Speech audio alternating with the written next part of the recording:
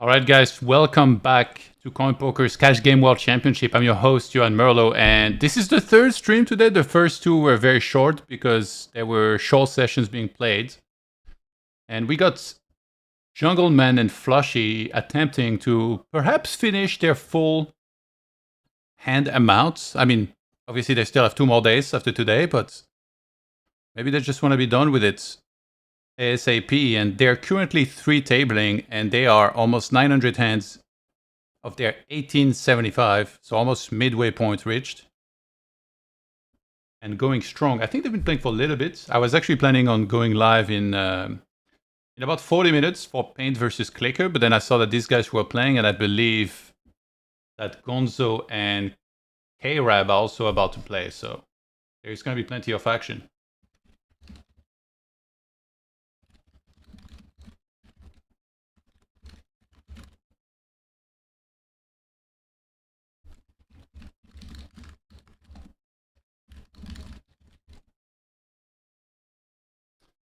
So I'm going to message a couple peeps, see if they want to hang out.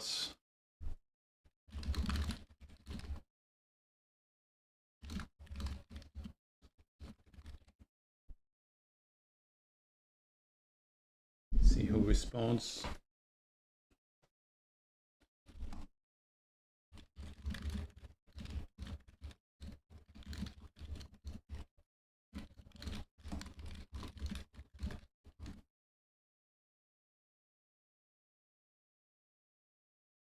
What's up, Busto?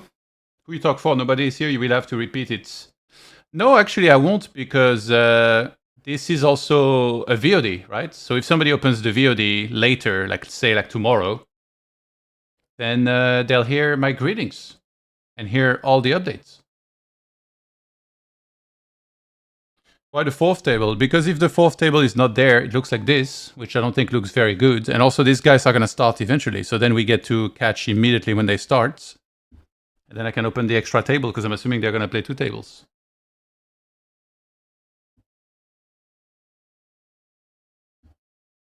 I don't see any super big hand that was played in recent times, in the replay at least. Quickly checking, yeah.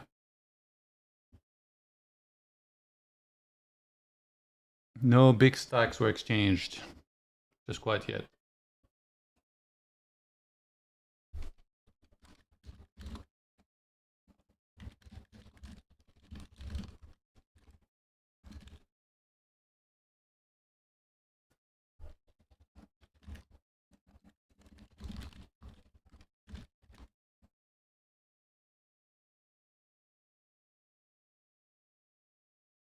Okay, Payne says he'll join after his session.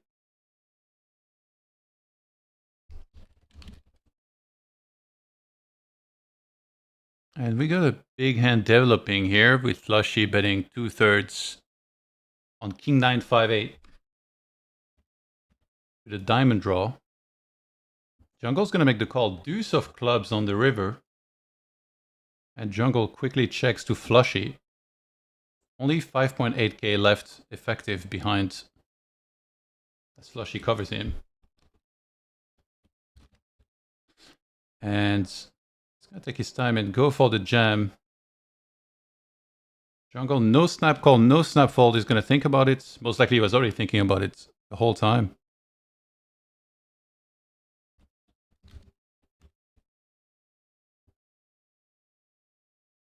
Maybe a close decision. And Flush is going to make the call with top pair. Jungle with a 5, trying to get a fold through and not successful. So Flushy picks up a whole stack and suddenly he's only down 37 points.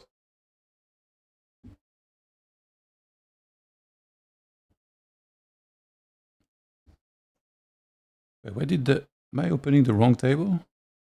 Oh yeah, it's here.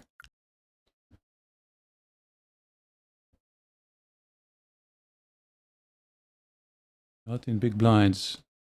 So 2.5x open, 3 bets to 10 big blinds. Flushy makes the call. We are exactly 100 big blinds effective. King 5-9. And he bets 40% on the flop. Flushy makes the call. We get an 8 of hearts on the turn. This time jungle checks and flushie is the one betting 2/3. A deuce of clubs comes on the river. Sorry, no, I think I may have said the wrong thing, right? Yeah, so it's jungle that checks, then, and yeah, flushie with jams, yeah.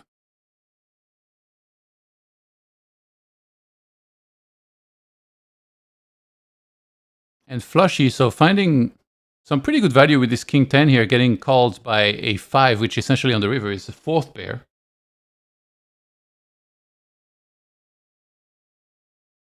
Interesting that he bets 40% on the flop. If we get, hopefully we'll get some good player on the call and ask them about these hands. Fifth interaction, says Johan. YouTube doesn't ban easily. You should let people share their thoughts more, even if it's taboo. I kind of feel like all this stuff doesn't really belong on a poker stream, to be honest. I mean, I can understand you wanting to hear some edgy stuff that maybe makes you laugh, but yeah, I kind of feel like it's not really the place to be talking about some of those things that were mentioned, some of which were more out of line than other. And also, it's kind of, ultimately, it's Coin's call, right? Because they're the ones putting a lot of money into this challenge and effort. So if they don't want to gamble on their stream, potentially getting timed out or banned. Remember, we're streaming on more than one platform as well. I completely understand. I do think it's a bad look in general. Like, again, everybody has a different level to what they might be offended by. And as I said before, personally, there's really not much that's going to personally offend me. But it doesn't mean that that should be the social norm, right? Just because there is not much or nearly nothing that can offend me doesn't mean we should say everything on the stream, right? We have to factor in other people in that equation. You're not wrong for sure, but I wasn't offended. Yeah, but some people might be. Is Lama banned from the stream? Of course not.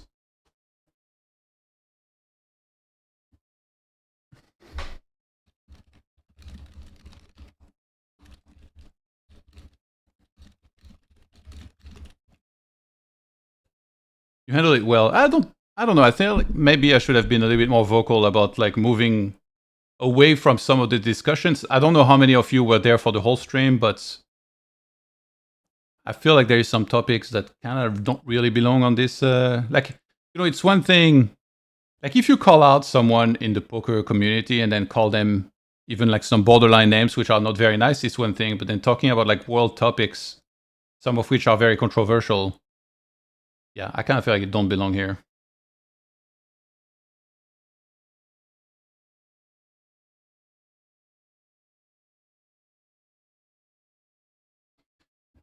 All right, so we got them to start here. Air Fryer, aka Kevin Rabichow, and Friends Call Me Mark, aka Gonzo. So how do I do this? There's 5 tables. I guess technically, maybe you can use the 6 tables. Wait, how did I? Okay, wait, I'm gonna work on this. It's a tricky one to use the 6 tables one. So I might need a second. Put the replayer here. Why is the replayer smaller? What the? Okay, wait. I'm gonna need a minute, guys.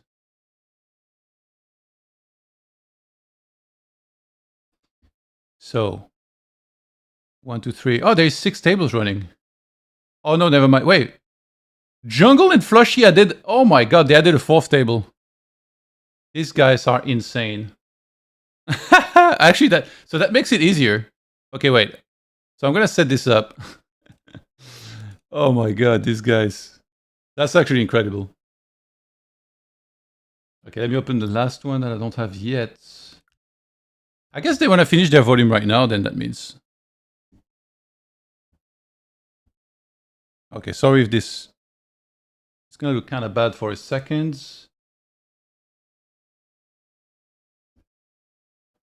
Okay, so this goes up there. And then... There's the last one.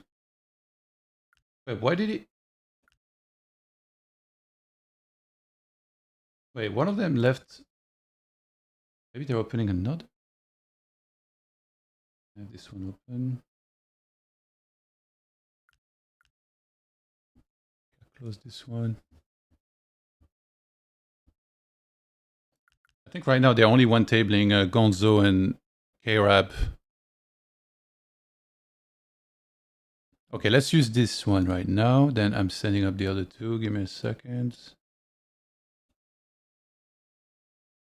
It's an experimental setup, that's for sure. Because there wasn't a whole lot of 6 tables or like multiple heads up running so far.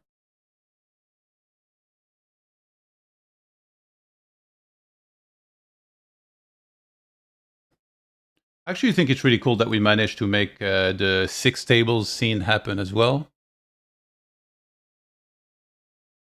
Because if you look at the aspect ratio, it was quite challenging, but I think cutting it off the way I did ended up working out pretty well. Okay, 1 sec.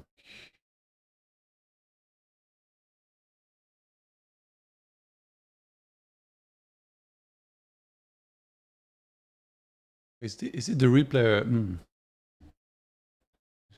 We're almost there.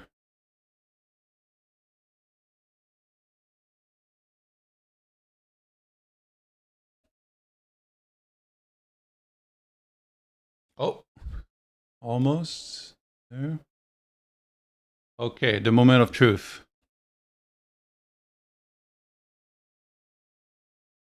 And if I bring up the replayer, yeah, this works, right? Okay, let me give, I think, maybe different colors. So we have blue and red on the other table. We'll do yellow and green. I mean, green on green looks a little funny. Yeah, whatever, it's good enough.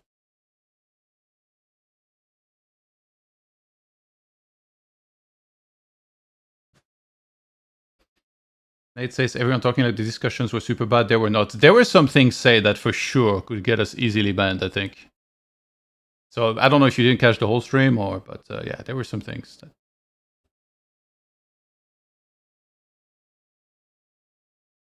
I don't know that. I feel like, Nate, we shouldn't have to be edgy for this to be entertaining. I mean, these guys are playing for like big amounts of money, right? Essentially, although it does seem like it's a podcast sometimes, remember it's a world championship where we can veer off and talk about some other things occasionally, but it's still centered around poker. Did Flushie or Jungle crossbook this? I actually do not know. Hopefully we can get, I mean, ideally both of them on if they finish all their hands now after the stream. I need to order food, by the way. Because I was going to go eat dinner. I was going to go live in 40 minutes. And then I saw like all this action was starting. So I was like, okay, well, you know, I don't want 1 hour to pass that we're not watching those tables. So I'm going to have to eat in front of the screen. Any recommendations, guys? Usually I look for what's easy to eat while streaming. During some of the first Cash Game World Championship, it was crazy. I bought so many things that you basically like. Let's say I'm like, it's just me and one more person on the stream. Then basically I would like ask a question, mute my mic, and then hit like something like hummus. You know, that doesn't require any preparation.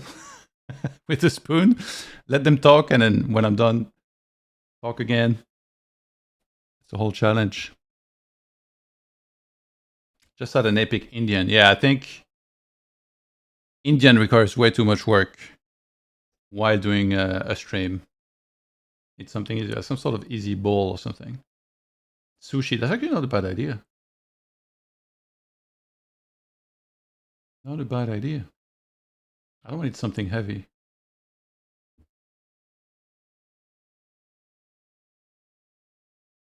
And I'll do, oh, wait. Yeah, I don't think, I wanted to zoom in on the top right table, but one of them does look a little funny. Yeah, I think we'll just stick to this scene for now, and then I can bring up the replayer easily. You just ate hummus with a spoon, no pita, or like carrots, just raw dog in it. Yeah, because it's like very easy to like, you basically get to do, you barely chew. And then it's like very quick. And there's zero prep time. You just grab it from the fridge. I did the same with like Greek yogurt. I like supercharged my fridge with Greek yogurt. And then like a couple times during the previous streams that were very long, I just grab a yogurt, a spoon, and that's it. Easy game. Looks like Flushie trying to make a bit of a comeback. I mean, we expect no less. There's actually action on every table. It's kind of wild that they're full tabling. 31 points only now for Jungle. They're almost 1,000 hands in at this point. But Flushie kind of closed the gap very, very well. You know what I'm really feeling like is like a filthy burger and fries, but obviously wide streaming, that's just never going to happen.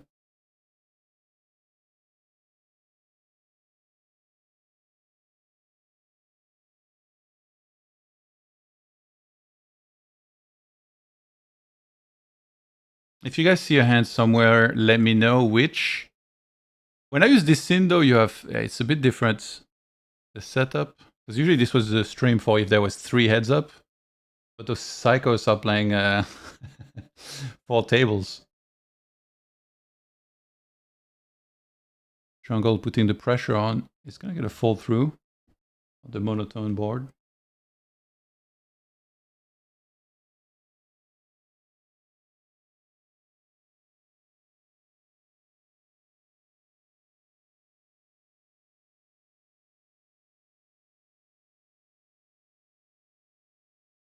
All right, I need to find food. Give me a sec.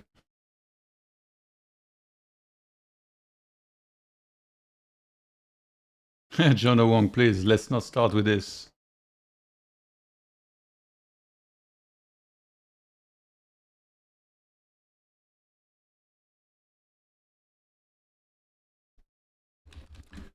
What if I search healthy on this website? What do I even find?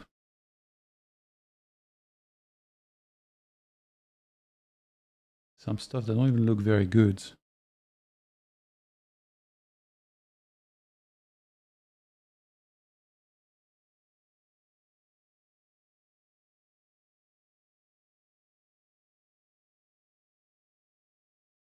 Yeah, the Amazing Jack, they're playing 4 tables. They were playing 3 earlier and they decided to kick things up a little bit.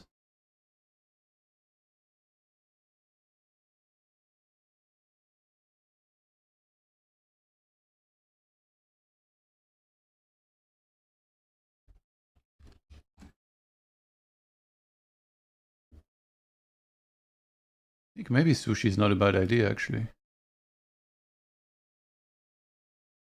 What I don't like about sushi in Vienna or like in Europe is like it's super expensive. I mean, it's probably like this everywhere, I guess.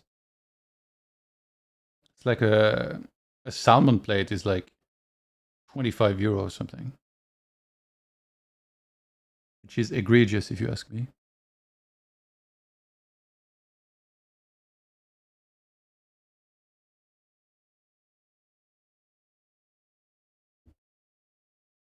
Is there a time period set for the next mid-stakes championship? So Kaki brought it up on the stream that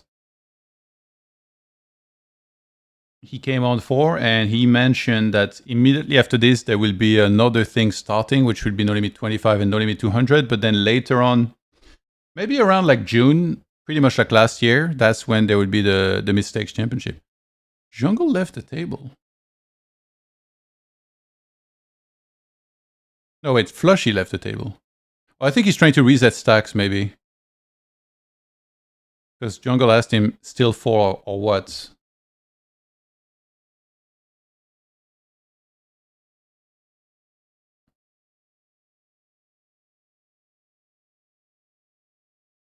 Okay, one sec. Almost done ordering.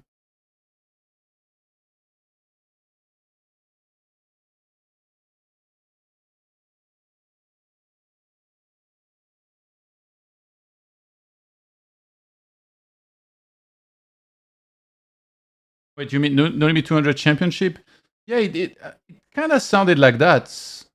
I don't remember exactly. Like, I guess we'll probably get Kaki on again before the end of the challenge, and then he can tell us more about it. If you want to go back through the VODs and check the timestamps and see, actually, I think I wrote which day in the description Kaki came on for? You could hear it from him. All right, ordered foods. So I'm guessing they're resetting this one. Let me see. Is there a table I'm not on? It's only one player right now. Probably will fix. Okay, I will. One sec. Open that one.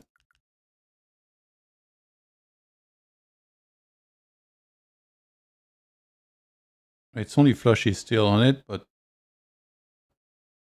I guess maybe Jungle will join.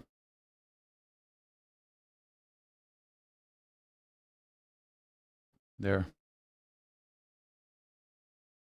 It's like a 225 NL heads up challenge, right? I think he said 225. Was it heads up specifically? I don't know, dude. I've been live like so many times since then.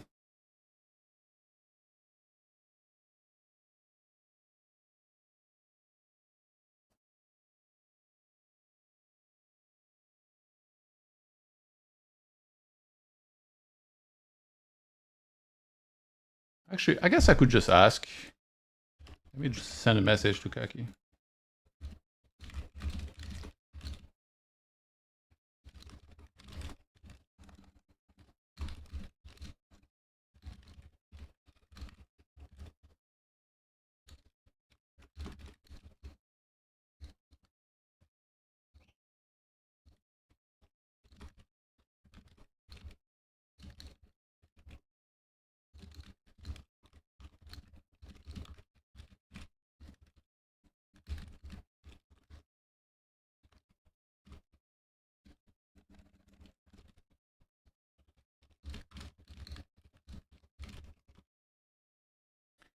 Yeah, I think if I have it in writing, obviously I can never forget it because then I'll just look whenever. Okay, here's the thing. Paint and Clickr are supposed to play in 17 minutes. And if they do, I don't even know how to manage this many tables. Maybe we'll remove...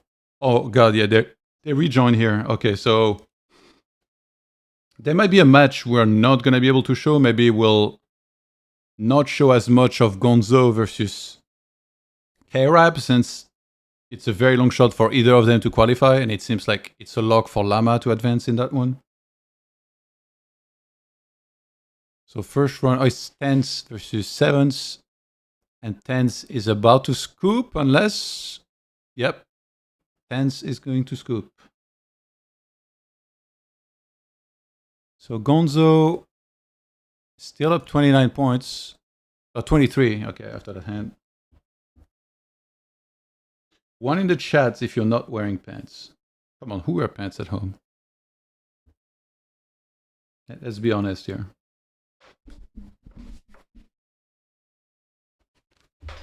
Let's be honest for 1 minute here, yeah?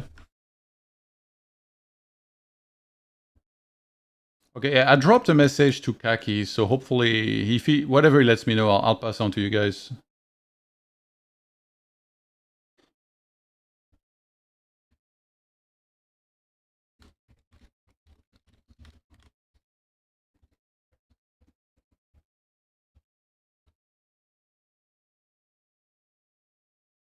Okay, Kaki's responding. He's saying mid-stakes, likely mid to late June start. And then he says 25, no limit 25, actually no, not no limit. 25 and 200 heads up, PLO and no limit. So both, big promo coming soon. So it's not a cash game world championship, I think it's a promotional event. And he says details will drop in a week or so.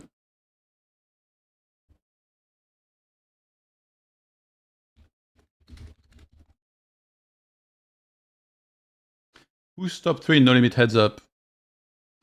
Well, I don't know if you mean in general or in this event, but I can tell you in this event so far, the players with the most points, we have Krasifisk in Group A, Jungle in Group B, C Llama in Group C, and Prodigy in Group D.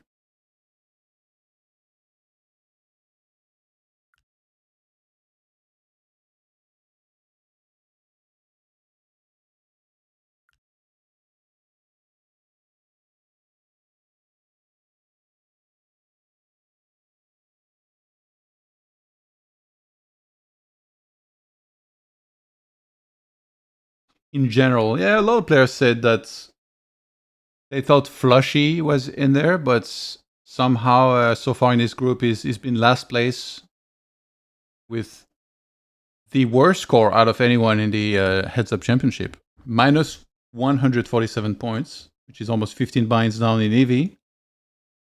So I've been struggling a lot more than anybody else. I'm keeping an eye on the tables, but I don't want to miss when Paint and Clickr are going to start.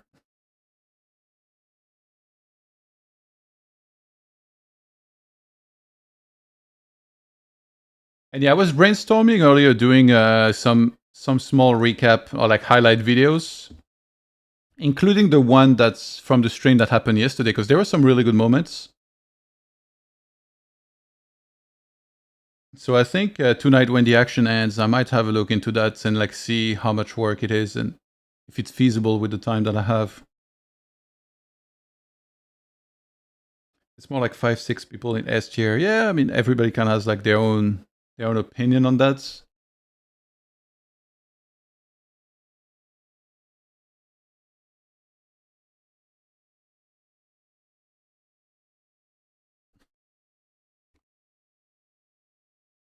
Who runs the worst? I mean, it's hard to say because we know about EV, but we don't know, how under EV anybody might be, right, in this, unless they would tell us. Look at this. Jungle with the jam here on the river.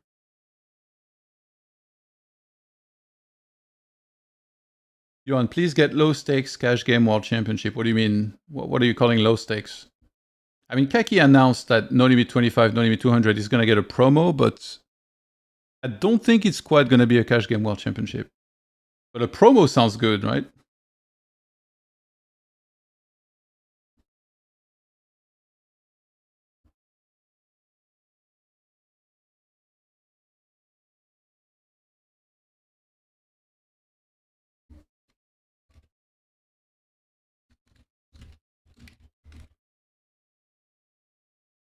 Message a couple more people to see if they might want to join the stream.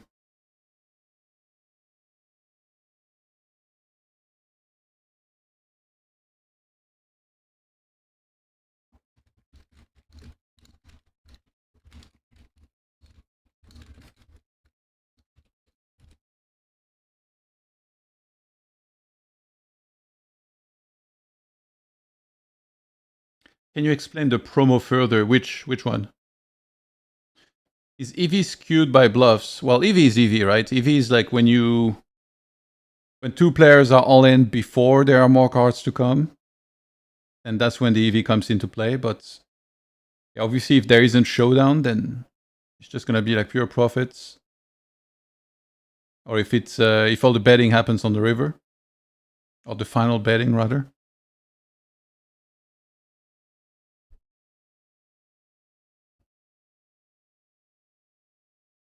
For low stakes, you mean you say something like No Limit 25, No Limit 200? Well, I can't say anything about it because I don't know anything about it. It was Kaki Kaki's kind of behind all of those challenges and promos. He's working very hard on them. And he came on the stream a couple days ago and he talked about it. I was actually surprised because I didn't know if he was necessarily going to mention what hasn't been announced yet, but he was pretty open about it, said there was going to be a promo for No Limit 200, No Limit 25, both PLO and Hold'em. But the details have yet to drop. Let me reread.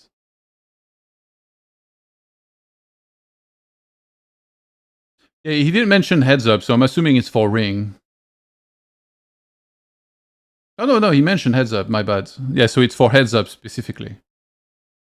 Heads up 25, 200, no limit, and PLO. And it should start immediately as this challenge ends, which is... It ends on the 3rd of May. So basically early next month. Immediately, that's when that's going to start. And he mentioned just now when I asked about it, he said that details will drop in a week or so. So just stay tuned.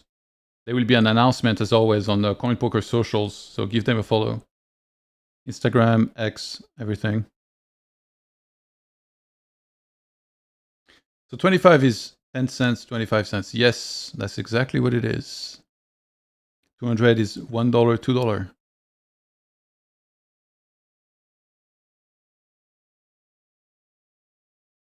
It's funny actually because like you watch this championship, it kind of makes you want to play heads up. Like I'll for sure try my luck at some no limit 25. I'm definitely not rolled for 200, but 25 I can try. Especially like a promo, you already know they're gonna make it good.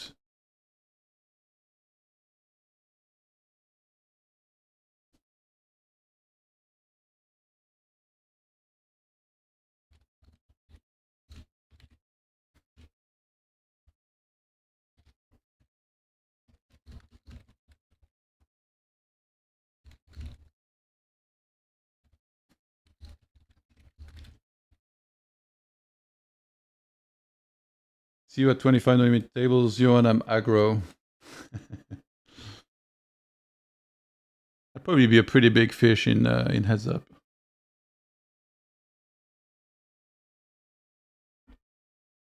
I was actually today I reviewed quite a few hands. Like we were talking about how like. Okay, one sec. I think the police is coming.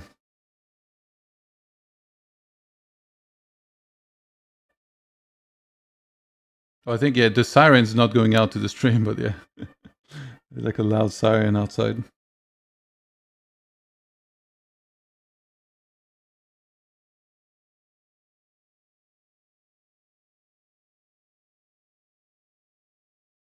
Johan having to play 80% of hands should be a fun time. Yeah, I don't know. Like, I would actually try. You know, in everything I do, I always try. But yeah, I had some good sessions today. Actually, I played a couple. I played some hands. It went pretty well. Like so far this month had been a bit of a struggle, but I had a lot of difficult spots. I think I played like 30 minutes and I saved like 6 hands where I was completely lost. This mofo is really putting me to the test, eh?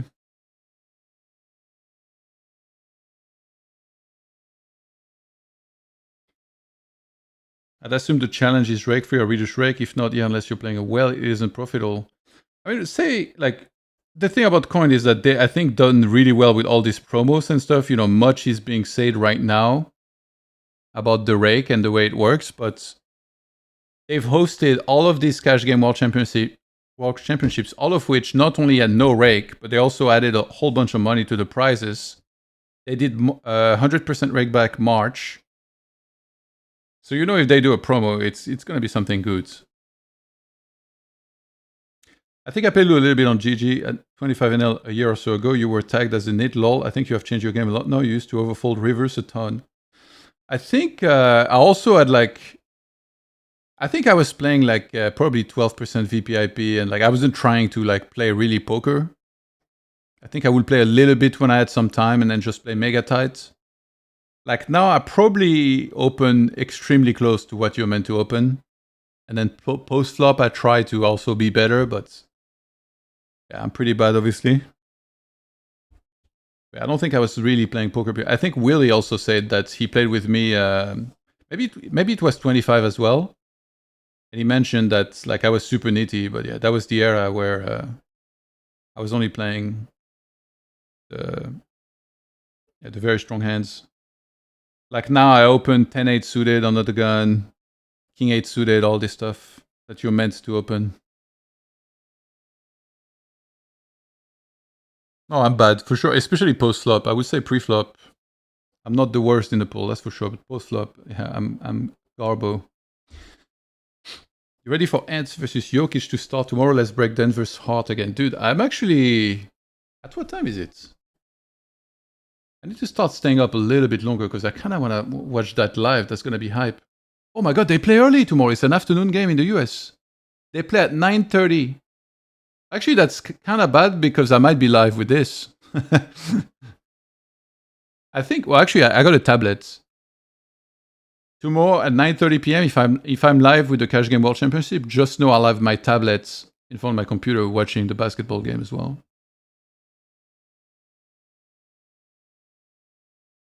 Yeah, Nate, I think for me it was kind of about getting repetition, and then like I got a coach, and then he did a review of how I was playing, and he was like, immediately was like, "What are you doing? Like you're not even playing poker."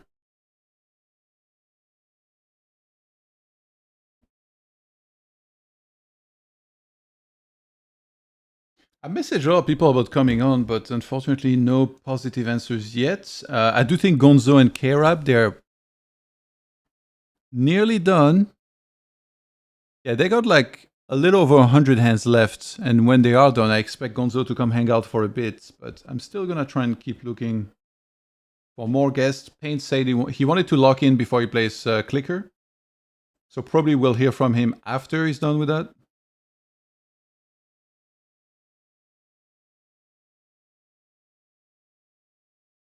I messaged CG, but he's already live with some studying.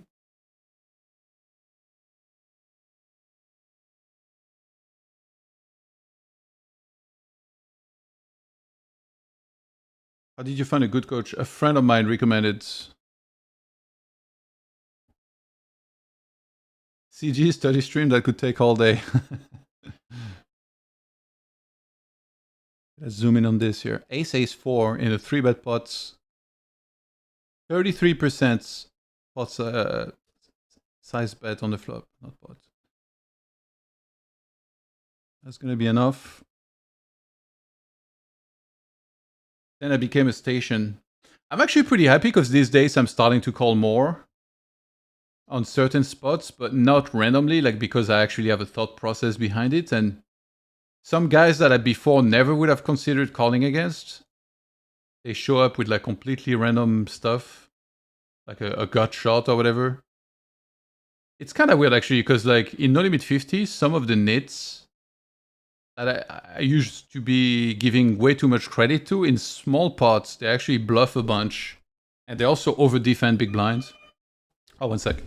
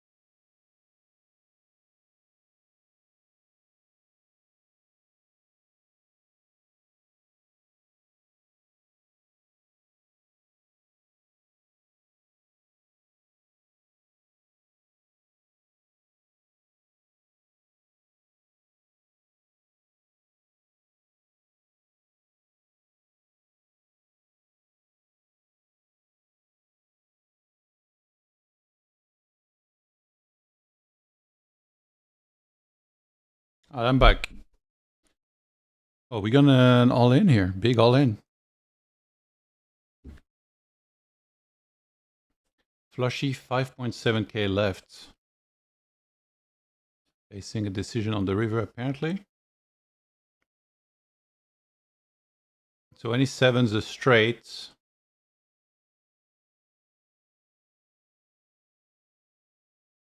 He's gonna make the call. And we got the 7 deuce for jungle against a set. Gets himself some more points here. Goated. Back to 77 points. Oh my god, Jungle is... It's monster moding. Okay, it's better if I show on this right side. Wait, let me see here. Okay, you see enough. 1160 hands out of 1875 and 77 points. So in the standings now,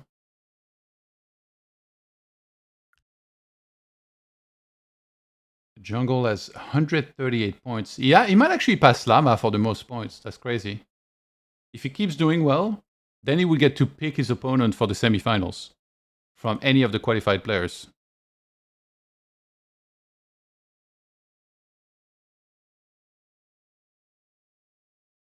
Patrick asks you, in your honest opinion, do you think Jungle is a spot in these games? I mean, I'm completely unqualified to say this, first of all. Like, I have no idea. Like, these guys are like... You know, in gaming, I don't know if you know this, but I was a pro player in 2 different video games. So I know I'm very good at the games that I played. And there's so many people who think they're good, but they're not. But the difference is, I am realistic. So when I look at my poker skill, compared to any of those guys playing in this challenge, I am complete garbage. It's like very important to realize. So there is no way I would ever like give an opinion on something like this when I'm just grossly underqualified to talk about it. Because even if I thought I knew about it, I think I just wouldn't. That's the truth.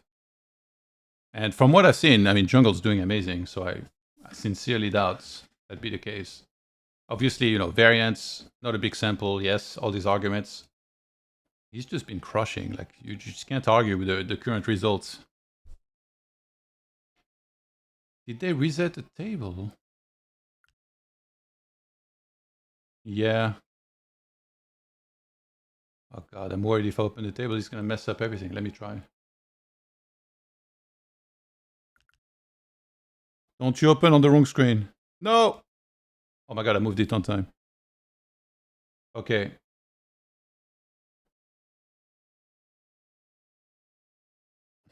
I'm guessing that's where is one of them is gonna be sitting.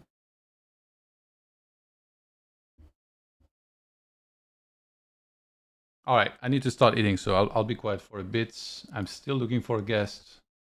Hopefully I'll find someone. Give me a bit.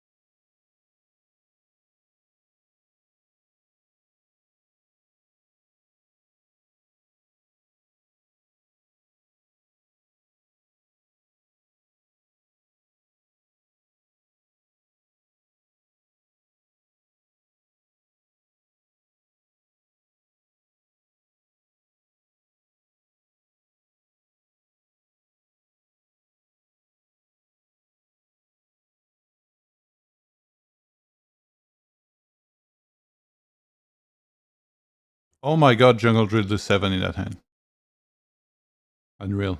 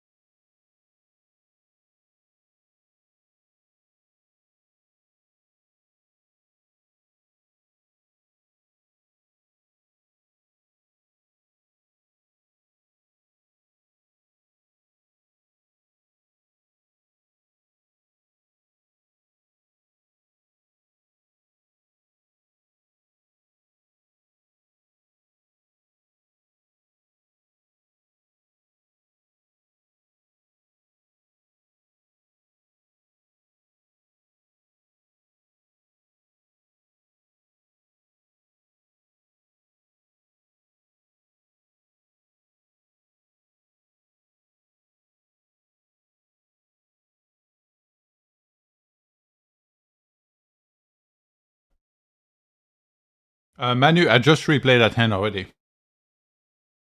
In the replayer. Like a minute ago.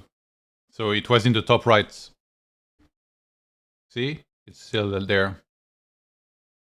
I just replayed that hand. At normal speed. I think it would be much more entertaining if players would have to show cards. So every Cash Game World Championship so far I've had show tables, but I think in this one apparently it may have been a deal breaker for some of the players that didn't want to play if there was I don't know, maybe they would have compromised and played if half the table were show tables. But yeah.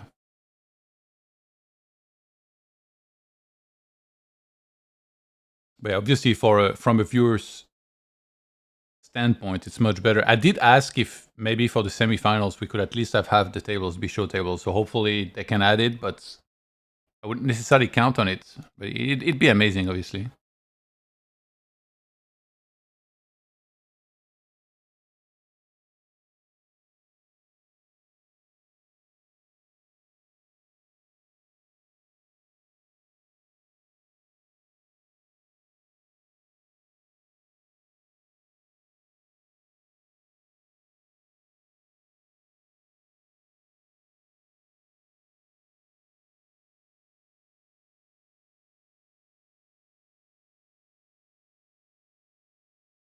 They are literally all in every other hand. It's crazy.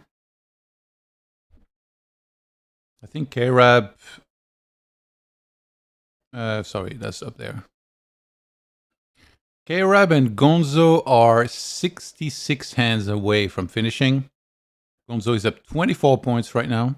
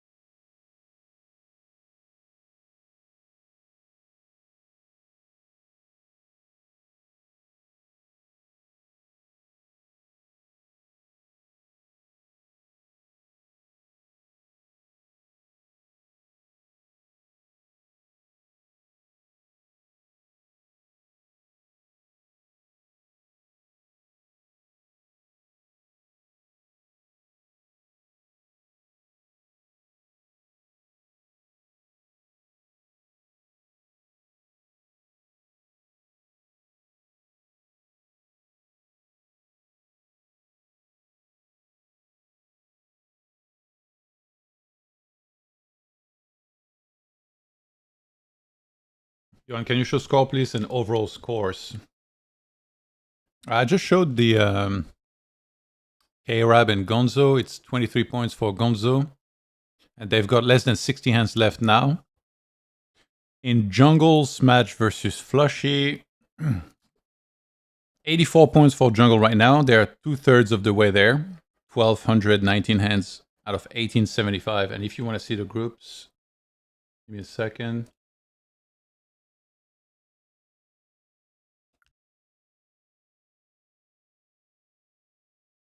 Let me magnify this a bit. The groups are there. Krasifisk, he won his match against Vascaboy Nico. Looks like he's very likely to advance in Group A. Jungle looking incredible. Flushie, -180. Really struggling in this. Lama, 208 points. And then right now, Gonzo and Kevin Rabic are playing. Prodigy, 92 points. Paint, 22. Clickr, -64. And then we're going to see those two guys play in a little bit. Remember, anyone can check the scores anytime you want. They're on the software under the Cash Game World Championship tab.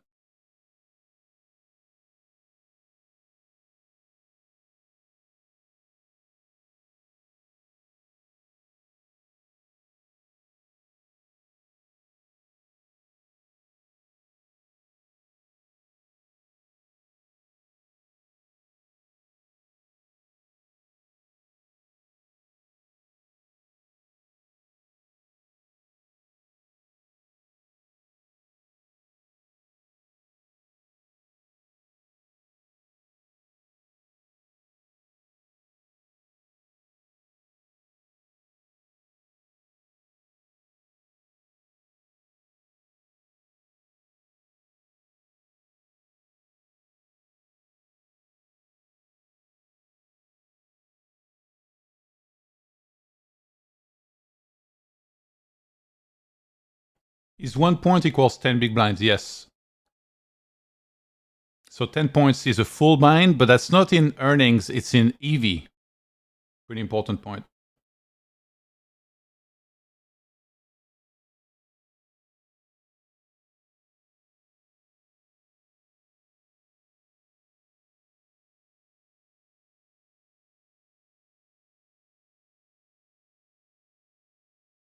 So is Linus out from Group A?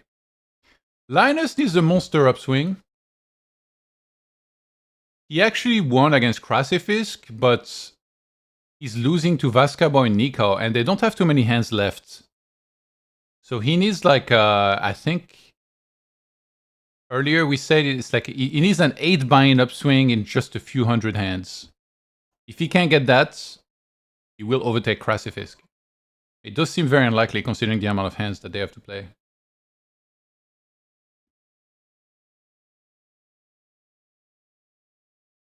Yeah, it's only one player per group that goes through.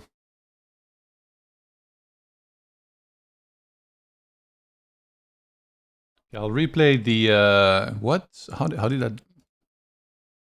What just went down?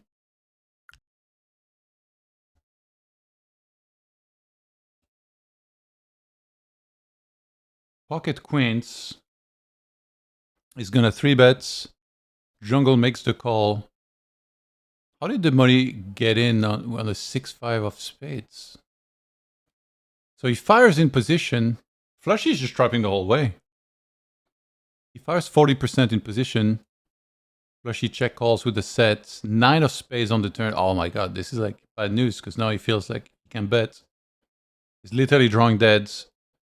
And Flushie traps the whole way. Jungle takes the bait. And Flushie gets a stack back.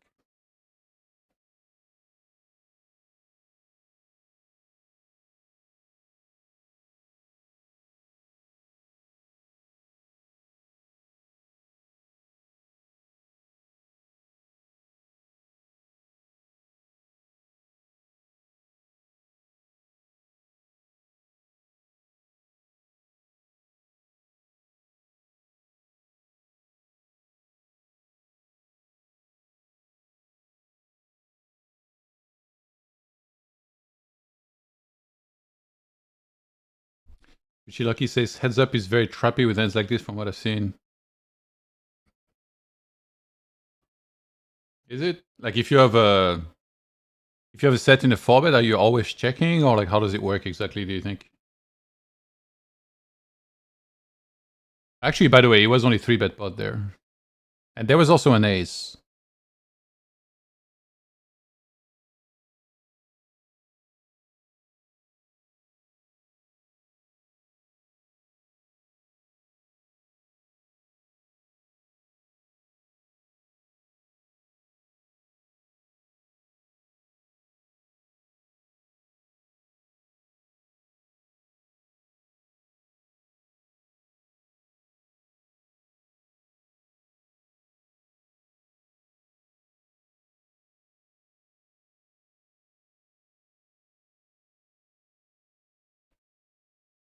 Richie says, just very often checking all 3 straights with hands that strong, not always.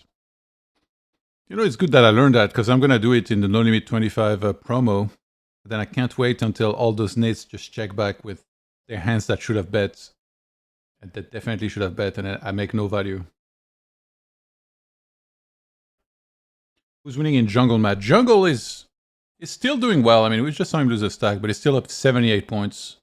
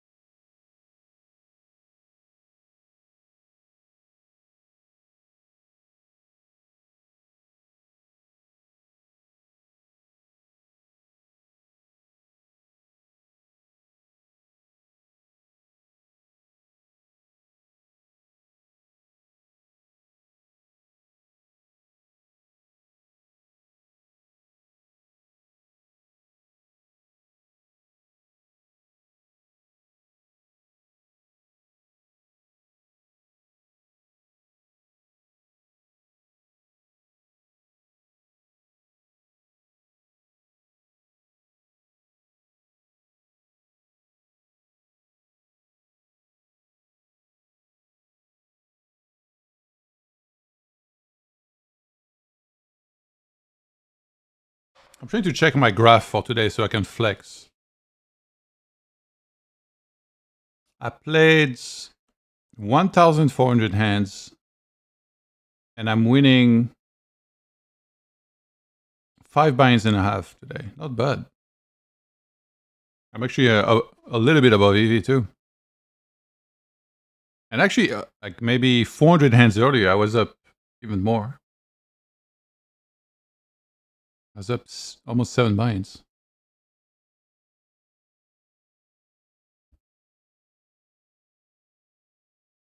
Air Fryer and Gonzo still going strong in their very last few hands right now. Yeah, 43 hands left. Almost there.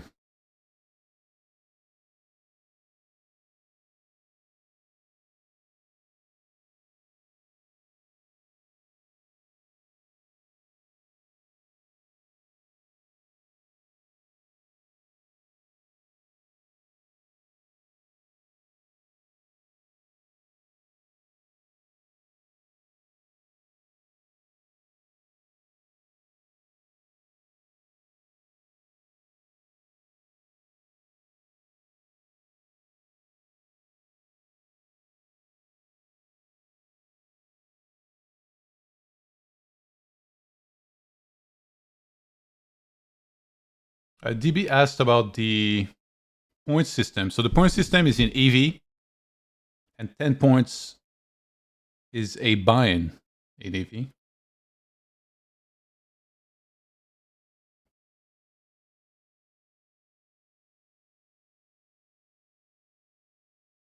The Amazing Jack says, sounds like Johan 100 no limit reg coming soon. I don't think so. I think I'm just too bad. So I don't have the confidence to play 100. Although the last time I shot take, at first I was doing pretty good. And I was really surprised at how many broken stack and recreationals there were. That was actually wild. I was shocked. Like almost half the players had broken stacks.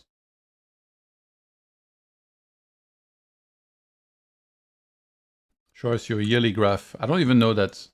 Like I don't consistently export hands to do this, so usually I kind of keep my monthly graph like separate.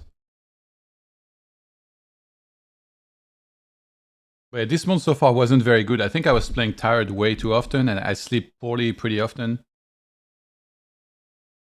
But I think I'm, like these days I'm improving a decent amount and also I'm doing a ton of sports, which makes me a lot more clear-headed. So I do think, I'm confident I'm going to keep improving and do better. But yeah, I think I was mostly break-even so far this month and then now I'm upswinging a little bit, but nothing crazy. I don't have I don't play a ton of volume, obviously. What's up, Smeeble on the lunch break? Nice, thank you for joining us. How is even hands where they don't go all in? Well, because they didn't go all in is the pure result, right? If you have 20K in the pot and one of the players wins it with a bet on the river, then they get the full amount, right? They get the full 10K in EV. What the hell? They're doing the emotes again. Air fryer with a jam?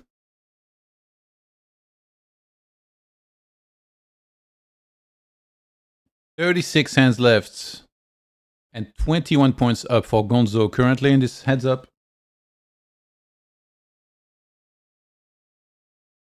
Good evening, bro. You're getting ready for the playoffs. Yes, I am. There's a game tomorrow. I'm hyped, dude. It's time for Ant-Man to rise. I mean, honestly, I love Denver as well, and I think they're an incredible team. It's so sad we meet them first. I kind of wish they would have gone to the other side and let us play against Lakers. But yeah, you can't have everything. It'd be a sick win if they can win. So I hope they put it together and play well.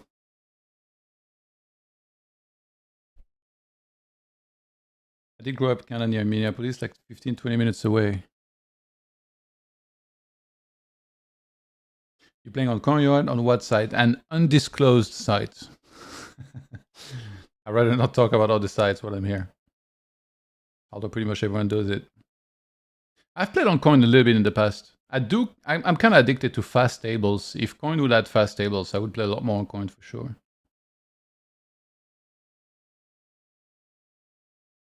I think you don't give yourself enough credit, Johan. Even being able to play 50 NL is very impressive.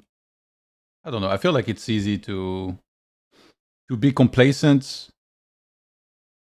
I don't look at it in a very cup half full way, you know? I kind of see like how many years I've been playing poker. Obviously, I only play as like a hobby, but it does feel like maybe I could have been playing bigger, but you know, I'm having fun. I'm thankful to be playing No Limit 50. I really thought I was going to be stuck my whole life in No Limit 25 until I was 80 years old. I did make it out of those hits. Clickr Paint playing now. Okay, so since Gonzo and Air Fryer are almost done, then I'll keep those tables up. They literally have like 29 hands left. And then as soon as their hands are done, I'll open the Paint Clicker and we'll try and get... I think Kevin Rabichar said he probably wasn't going to be able to join, but I think Gonzo will probably come and check in.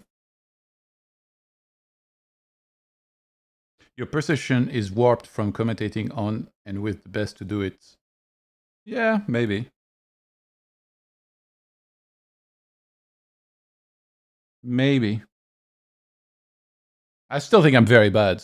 Like, yeah. I think it's important to be self-critical in a way because that's how you're going to improve the most also. You don't want to develop an ego because otherwise that might be the end of your improvement. I had a crazy hand actually today. I had a lot of crazy hands. I had one where like some very neaty guy flatted in small blinds. But we're talking like so neaty that he basically only has like medium pairs.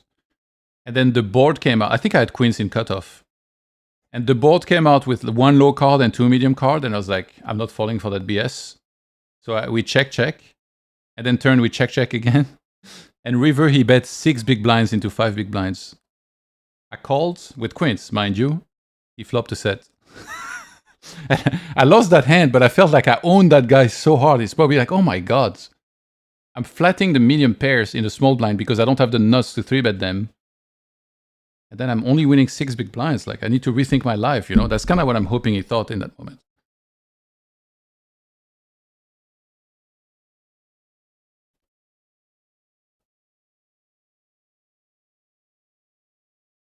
Very last few hands here for Kevin Rabitshaw and Gonzo. 27 hands left. 25 points up for Gonzo currently. Still going strong.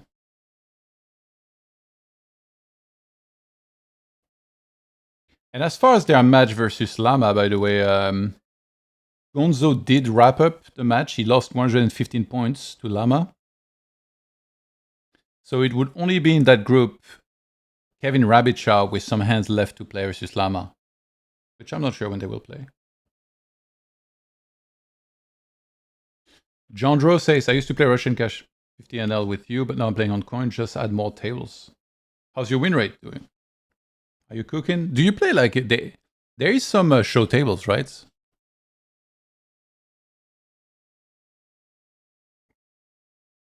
What about the PLO boys? Are they piling hands? PLO, they've been playing very spontaneously. Unfortunately, I haven't been able to catch as much of it as I wanted. This morning, Veni Vidi played with Maha Sajan, and I wasn't around. I was outside. But I think they kept some hands to play later, and maybe they scheduled one more match. Yeah, it's been a bit of a struggle to catch everything.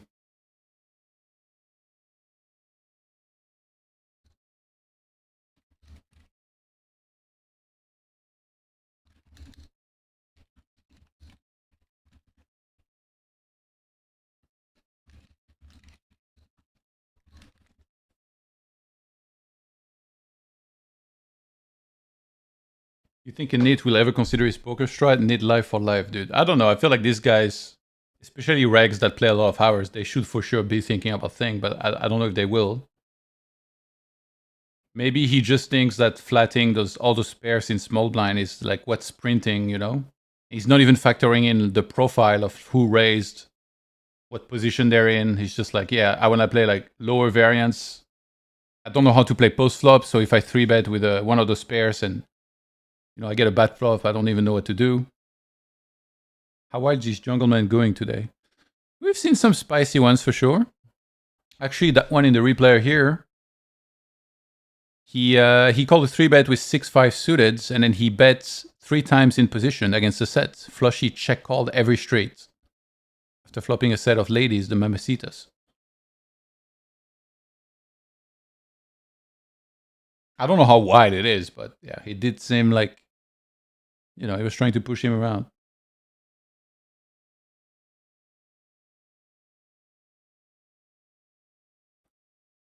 Okay, I really want to catch the last few hands up there, because now we are 19 hands away from finishing the match for Gonzo and Kevin Rabitshaw.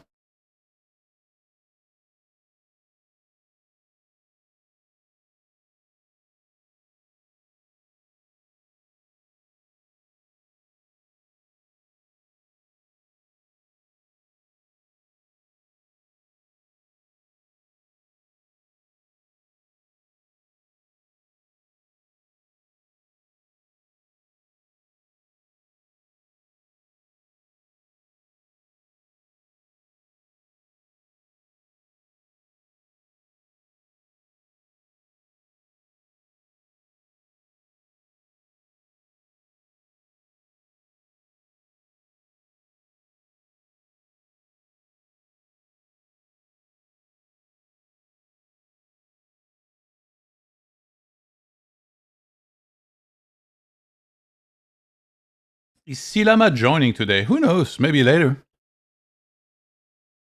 I don't even know if he's up yet. I think it's like, it should be 11:30 a.m. for him. So maybe not up quite yet. He's always welcome to join.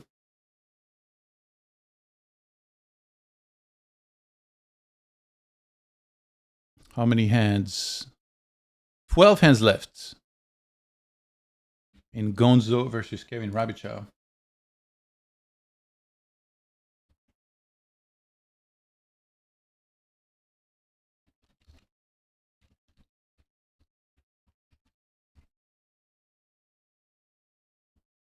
And the lead is still Gonzo's with 20 points currently.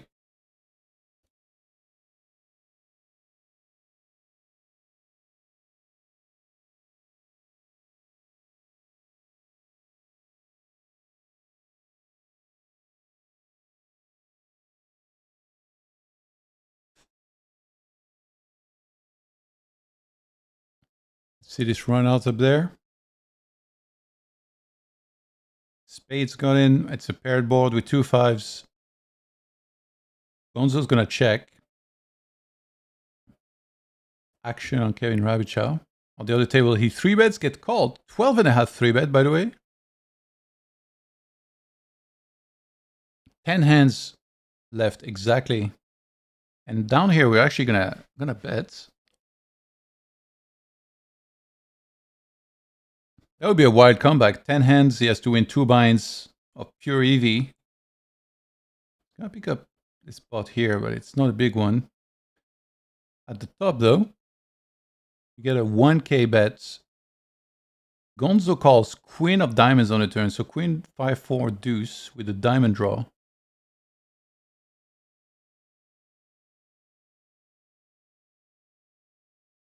Kevin Rabichow first to act.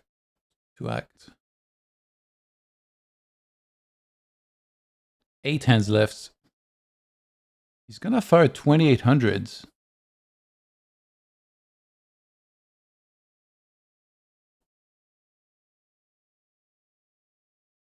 And Gonzo makes the call. 4 of spades on the river, pairing the board now. Kevin first to act once again. As we see Jungle in top left going for a big jam, gets it through. Let's see if Kevin bets or checks. He's going to go for the all-in. And no snap call from Gonzo. He's going to have to think about this one.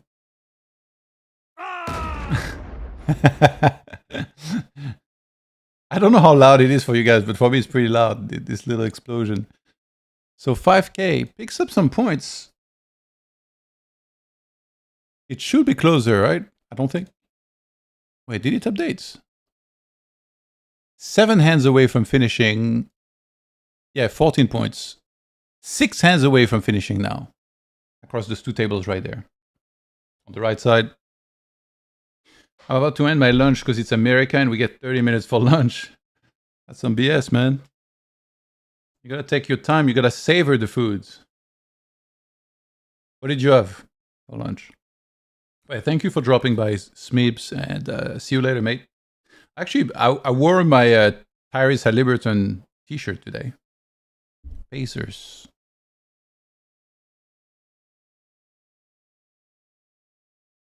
All right, another hand ended. 5 last hands. 13 points. The suspense.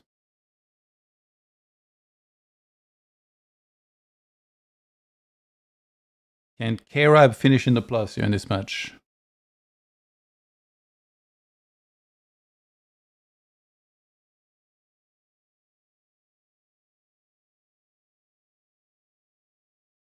Nine on the river pairing the board up there.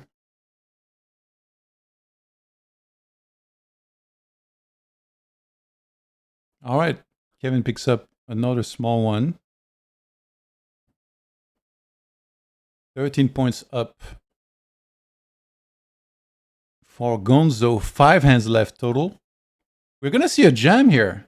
He might be really going for this. So if he won this, he would get 10 points. Then he only would be down 3 points. If he wins, that is. That's such a sick mind game as well, right? Because it's like, is he value? Like, is it value or is... Oh, he had a boat. Actually get to see.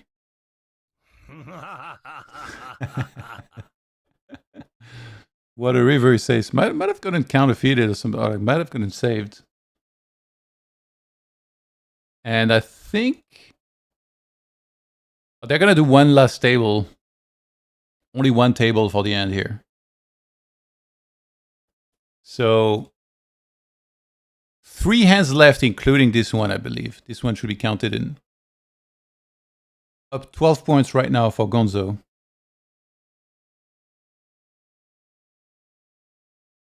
He's gonna fire a bet here on ace 9-7 deuce rainbow. Kevin's gonna make the fold. Gonzo picks up some more EV.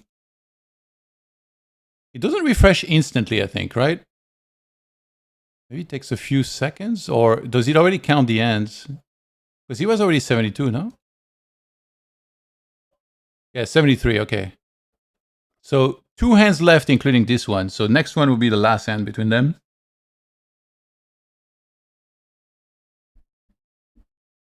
Six, 5, 4, the before last hand.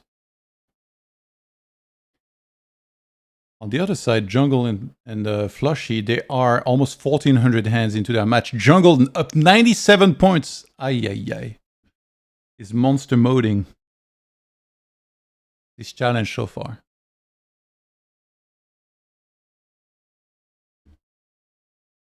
So still the before last hand here. Kevin's going to get this one through. Picks up a small pot again. So this should be the last hand, the final hand, I believe, between them.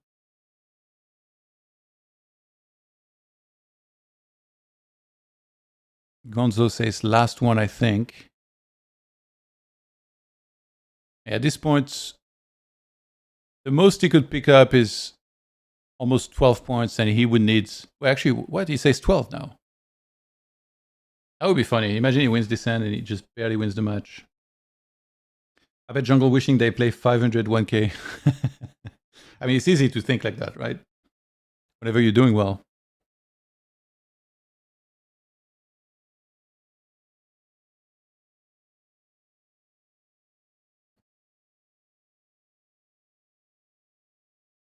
And Kevin's going to win the final hands of the match.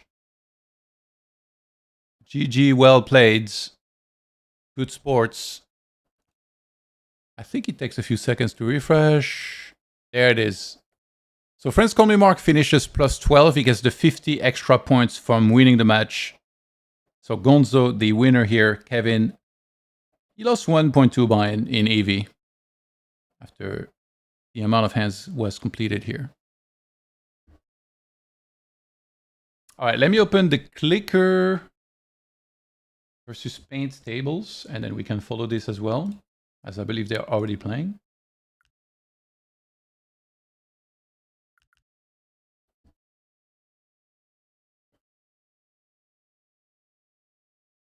Okay, here's the first one. And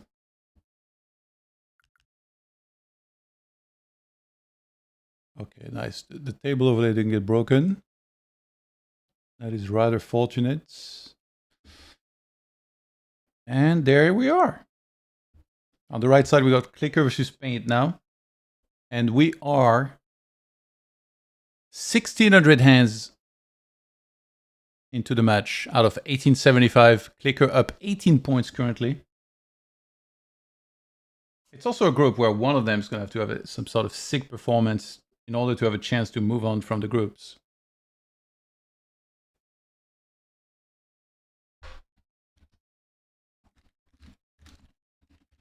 I'll ask Gonzo if he wants to join us, and I got like 3 pieces of sushi left. That was a good suggestion, by the way.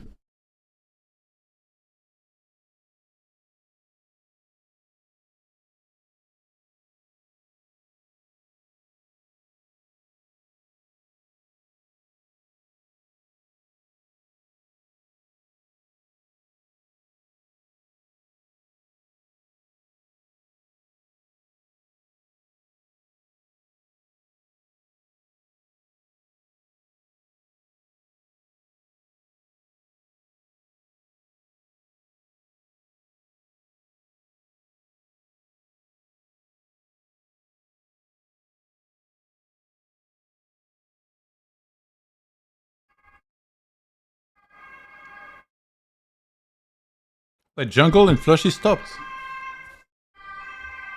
What is up with the police today? Jesus Christ. It seems like they're done out of nowhere. Let me see. I don't think they refired that many tables. Yeah, no, they're just done. Okay, then. Okay, wait until this hand is done here, and then I'll move all the tables around. Because I think we got a PLO match actually happening right now as well. So I'll be able to show that way.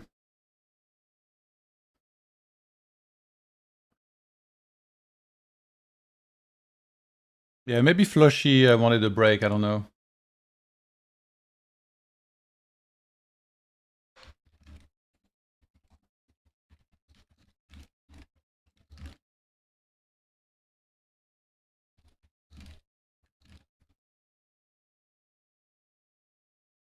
I drop a message to Jungle to see if he wants to join us. And we're gonna have Clickr actually pick up that pot up there. Okay, let me edit the tables quick so we can follow both current matches properly. It's just gonna take me like 30 seconds. I think it's COHIBA that's playing as Yodogoki currently.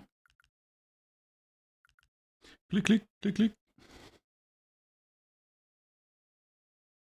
Okay.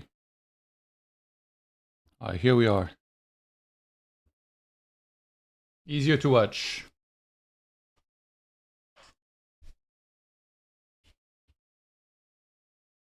All right, I finished my food real quick. One sec.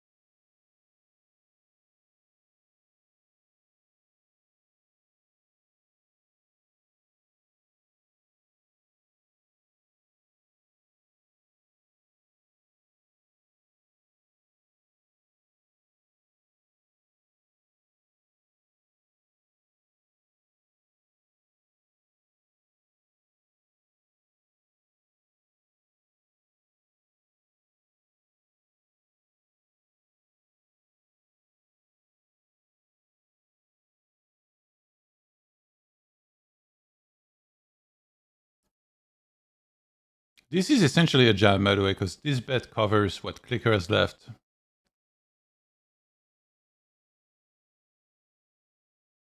Again, Clickr is still up 23 points right now.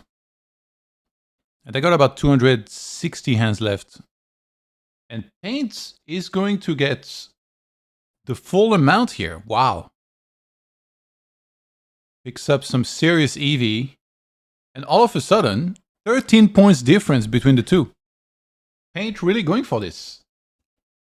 This is pretty bad for Prodigy, actually.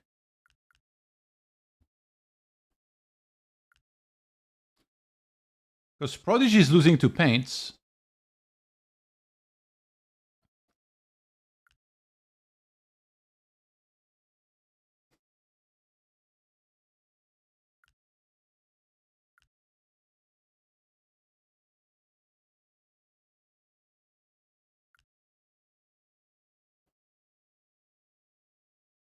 So if Paint wins both matches, and he's up 51 points against Prodigy, he's going to have a real chance to go to the next round instead of Prodigy. I'll replay that hand, by the way. This is a pretty big deal here, what we just saw, guys.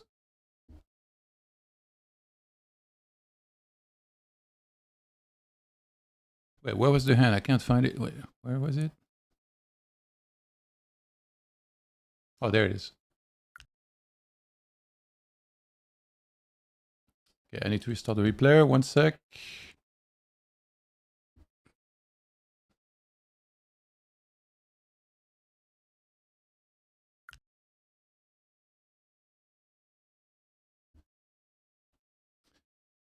Okay.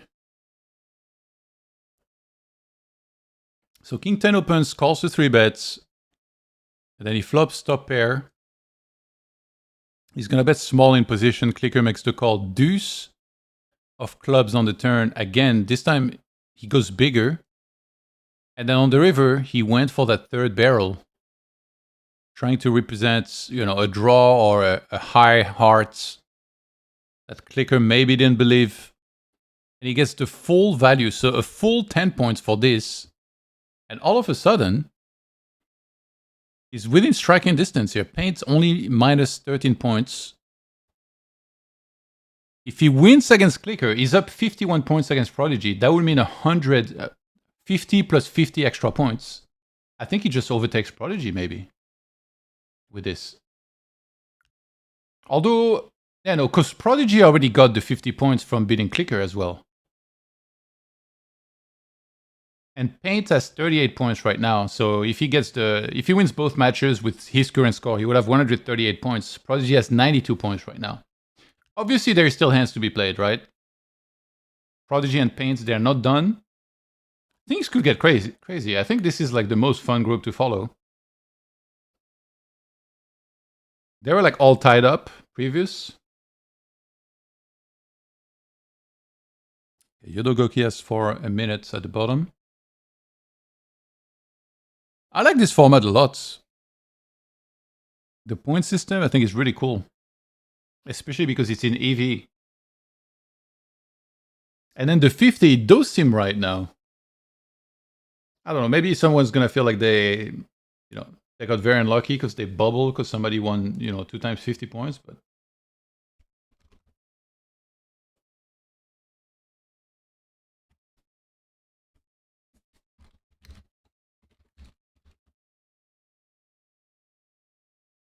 okay, Jungle asked if there was a stream/chat, so maybe he'll join us. Jungle, if you can hear this. We all want to hear from you, my brother.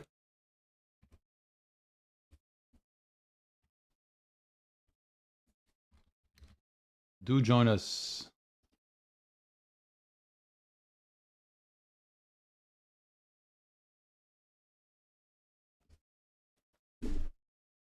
That can be standard, but I don't know, seems thin at least. Yeah, it'd be interesting to ask someone more qualified than I about this. I will write the hand down, review it later.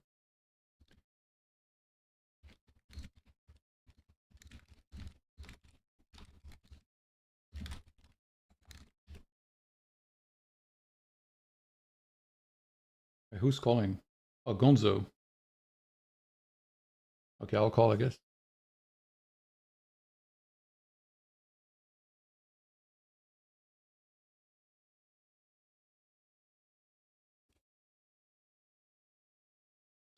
What do you mean Discord's not? Oh no, there is. Yo, Gonzo, what's up? Hey, how's it going? Did I accidentally call everybody? I was just trying to join in. Yeah, you called the group because there was no call going on. It was just like myself so far, but it's all good. I thought, yeah, I thought I could just hop in and join, but I guess it calls everyone. I don't know. I guess I may have to step out for a second. There's some movers bringing a piano to my house that if they show up, I'll have to go. Wow, a piano, eh? But yeah. Must be nice. I might have to sell it now, though, after all the money I gave to Llama. What's the piano cost these days? I don't know, to be honest. What brand is it? I'm not sure. You know? I don't even know. I think it's a. Yeah, I'm honestly not sure. It's not like a Steinway or something. Yeah, that's like I watched that movie Green. Those are like Green Book? $100,000. Really? Or something. I don't know. Maybe not. Maybe you can get cheaper ones, but the really nice ones. Oh yeah, I googled it. Oh my god, 170K for like one of them. Yeah, for a real one. Yeah, no, I don't. Yeah, I don't need to do that.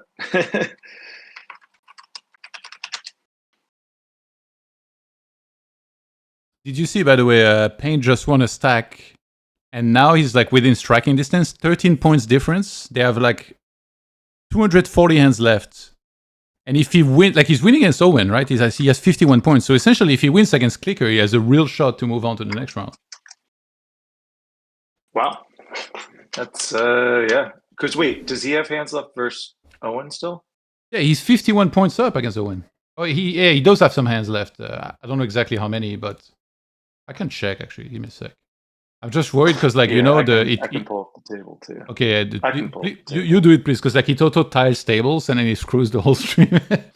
We can't see anything. Yeah. So him versus Owen. Oh wow, they have like 700 hands left, so they actually have a lot left.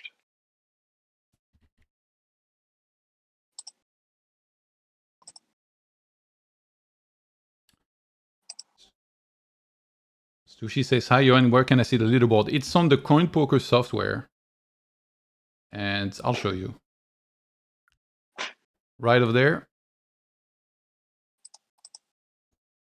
Cash Game World Championship tab, and then you got Hold'em and PLO. You can browse through it. You can check exact scores. And then if you open the tables, it'll tell you how many hands are left for each match, or how many hands they played. Very well made. Whoops.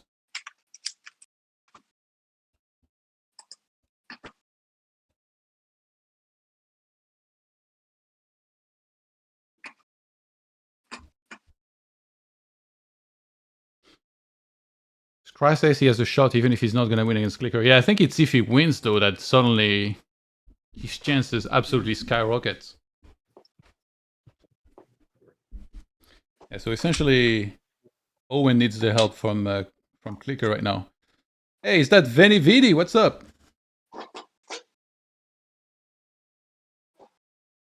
Can you hear me? 1 second, man. I'm figuring out my audio. All right. No worries.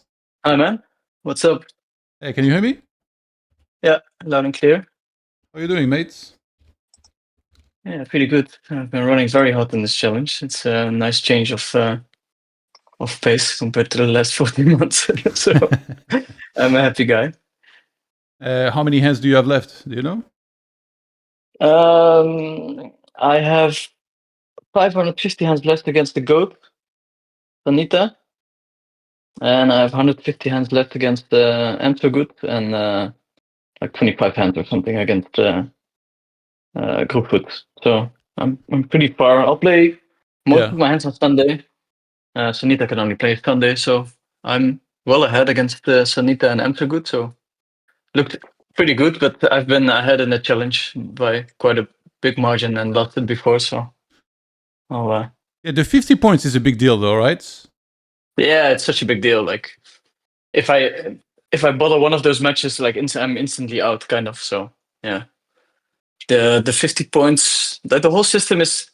I mean, I'm not saying it's a bad system, but it's a little bit funny where strategy becomes such a big part of the last few hands that you play. It kind of fucks with the spirit of the challenge a little bit, where I feel like we want to see the best battle the best for Chippy V, but now it's like a bit of a tournament grind at the end. But yeah, nonetheless, pretty interesting stuff.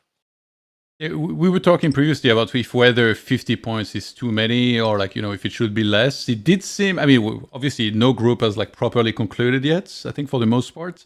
So it's maybe a bit early to tell, but like here, for example, Paints. I think you have to think about like what's the average margin of victory, right? Because in looking at it, I mean, we could figure out what it is, but if it's around, let's say the average margin of victory is around 5 buy-ins. If that's the case, then you get basically an extra victory by getting the 50 points, right? So you don't want the winning the match to be worth nothing, right? But then you don't want it to only be about winning match, and you could easily win matches by 10 buy-ins plus. I mean, just look at how Llama did versus me, right? But like, yeah, I mean, I guess it just depends how much you want to weight the victory overall versus the margin. Yeah, for sure. Yeah, the problem with the system at the moment is that at some point, if you only have 20 hands to play and there's 50 points to win, you're just incentivized to, when you're ahead by enough, to just fold your way to the next round, which kind of sucks. Well, I guess it depends. It depends on the score between the other match, right, in your group. True. Yeah. Because if another player's up by a lot of buy-ins, then maybe like just winning might not be enough. True, but I think it's a bit too high. But I wouldn't know what the perfect amount would be either. You'd almost have to just run some simulations and see what the average margins of victory were to like try and weight it properly. Exactly. So who's in the chat as the third person? Oh yeah, this is Gonzo. Friends call me Mark. So I was playing on the no limit hold'em side. Oh, okay, cool. Yeah, I see your name now. So you got crushed by the llama. Yeah. I mean, Jesus. Yeah. Welcome. It's at the end of the day. I mean, what 11 buy-ins and it's not much. It's pretty pretty par for the course. But yeah. But losing the llama, that's pretty painful. Letting that he's got a big enough head as it is. So. Yeah, you guys, it's very funny. Whenever I see a stream with No Limit Hold'em guys, everyone is shitting on each other, it's very entertaining. And then I feel on the PLO side we have I wouldn't say more respect for each other. We just do it behind each other's back instead of in each other's face. So. All it takes is one guy to start doing it, and then everybody's gonna do it, though. Be the change you want to see in the world, Vinny. Yeah. Maybe this is my invite to talk some smack about the other guys. It's hard though, because if you look at the guys that signed up for the PLO one, I'm not a headset specialist. I mean, I do see myself as a headset player, but these guys are all specialists, so I'm definitely ranked like last in the challenge. So it's kind of hard to talk smack, but yeah, results don't lie. I've been beating up the best now, so I guess I'm the best. That's my first step towards talking smack. If we can convince Llama to start playing heads up PLO, you guys will start talking smack. He'll bring it. He plays. He'll change the culture. Yeah. I think he does better sometimes. I guess we just need him to win a little bit more so you can build enough confidence to start talking shit on you guys. He's more than welcome. Is there? Hello? Yeah, I joined for a little bit. Hey, what's up? How are you doing, Jungle? Is this the thing? I don't even know how this works. Wait, can you hear us? Yeah. Okay, all good then. Yeah, nice session earlier. I thought actually you guys were gonna wrap up your hands because you were full tabling, you psychos. Love that. But then you stopped. Maybe he just didn't want to do that because do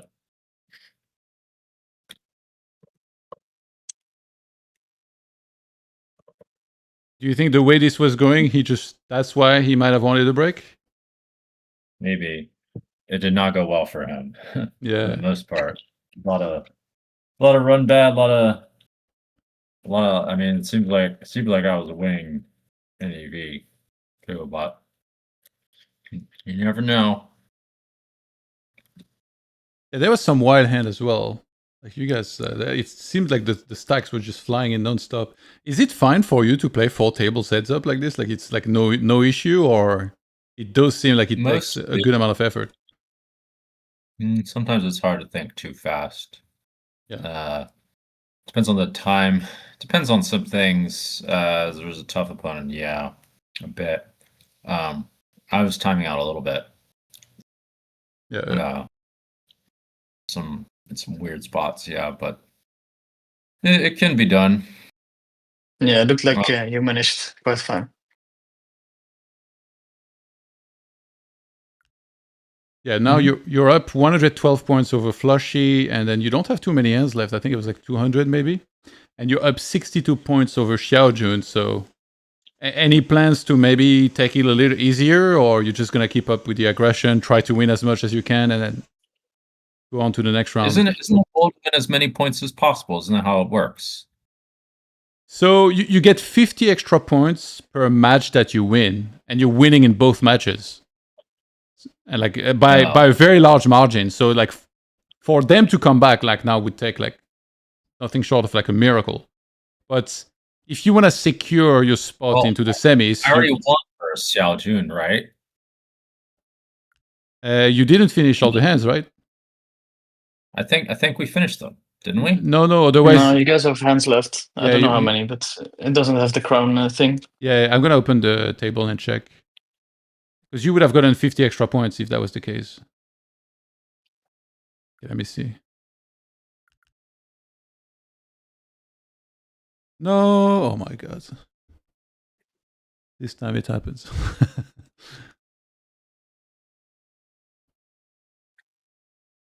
Okay, so you've played 1627 hands out of 1875.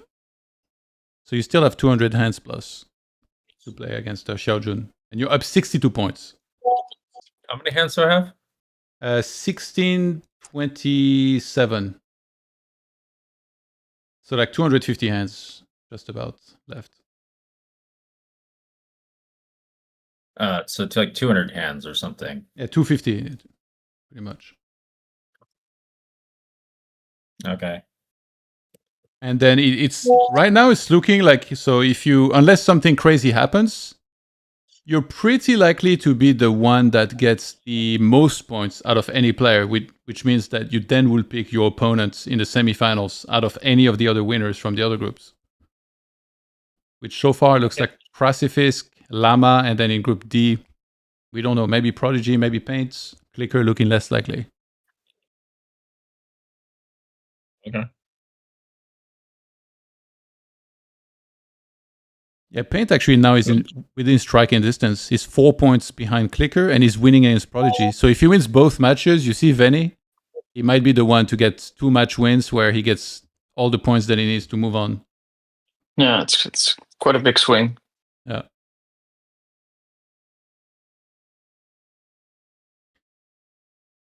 Whereabouts are you now, Jungle?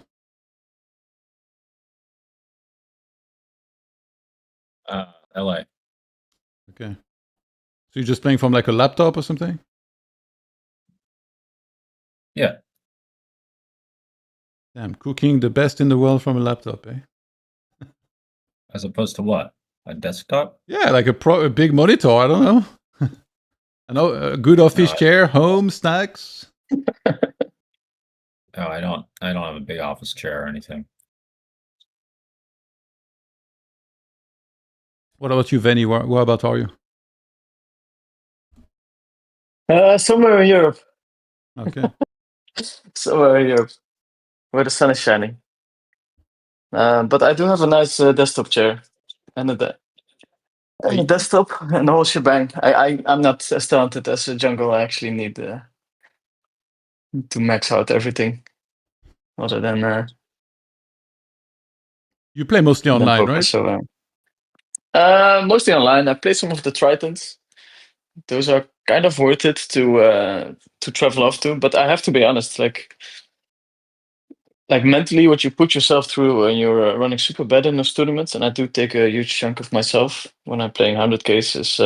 It's not that easy. I think it can be pretty fucked up. You change time zones, and then you lose a fuck ton of money, and you fly by yourself back home. Yeah, it's definitely tougher than I thought mentally. So yeah, last year was kind of brutal, down millions in those. So taking it a little bit more easy this year, and if I swing up a little bit, I'll be back at the Tritons. But I think Jason Kuhn wrote about it as well, and he doesn't strike me as a guy that goes through those kind of things, but it's not always easy. And those guys, they play like a 4-week schedule. I only come down for 7, 8, or 9 days, so I have it easy compared to them. Yeah. But yeah, it's impressive what those guys do, like mostly mentally and from a patient's point of view. I wouldn't want to to change with them, to be a full-time life grinder. Sounds pretty terrible to me. Do you think there's maybe more to be done about arriving a bit earlier, like a couple days in advance to adjust to the time zone, and then also maybe selling a bigger piece of yourself if it's getting to you? That's, you have a big piece of yourself.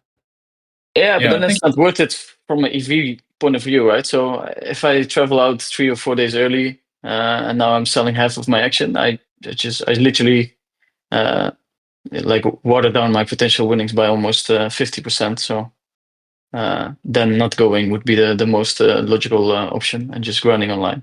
So I just approach this very like mathematically. So I know how much I'm earning there on average per day, and then if I fly out 4 days earlier, that's 4 days of online winnings gone. So I don't think it would make much sense for me. Yeah. Jungle, what's your experience then with all that with Triton events?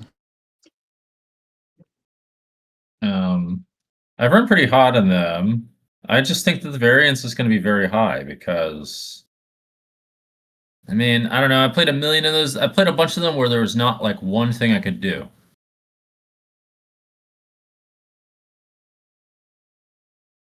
So you mean like the hands play themselves and there's nothing more you could have done? Yeah. I had so much of that shit happen. And then there's, there's even like people getting lucky in all kinds of subtle ways. Yeah. What do you find more? Yeah, and I think. Yeah, go ahead. Yeah, sorry. Go ahead. I think people really underestimate like how many hands you get in on a live stop like that when you play a week. And the structures at Triton are very quick. So I do wholeheartedly agree with the Jungle. Like most of the hands are kind of standard. Yeah, like, go ahead. Yeah, the twos are slow. So yeah, you get in like a terrible amount of hands, and the ones you do play usually play themselves. So I kind of agree with the Jungle there.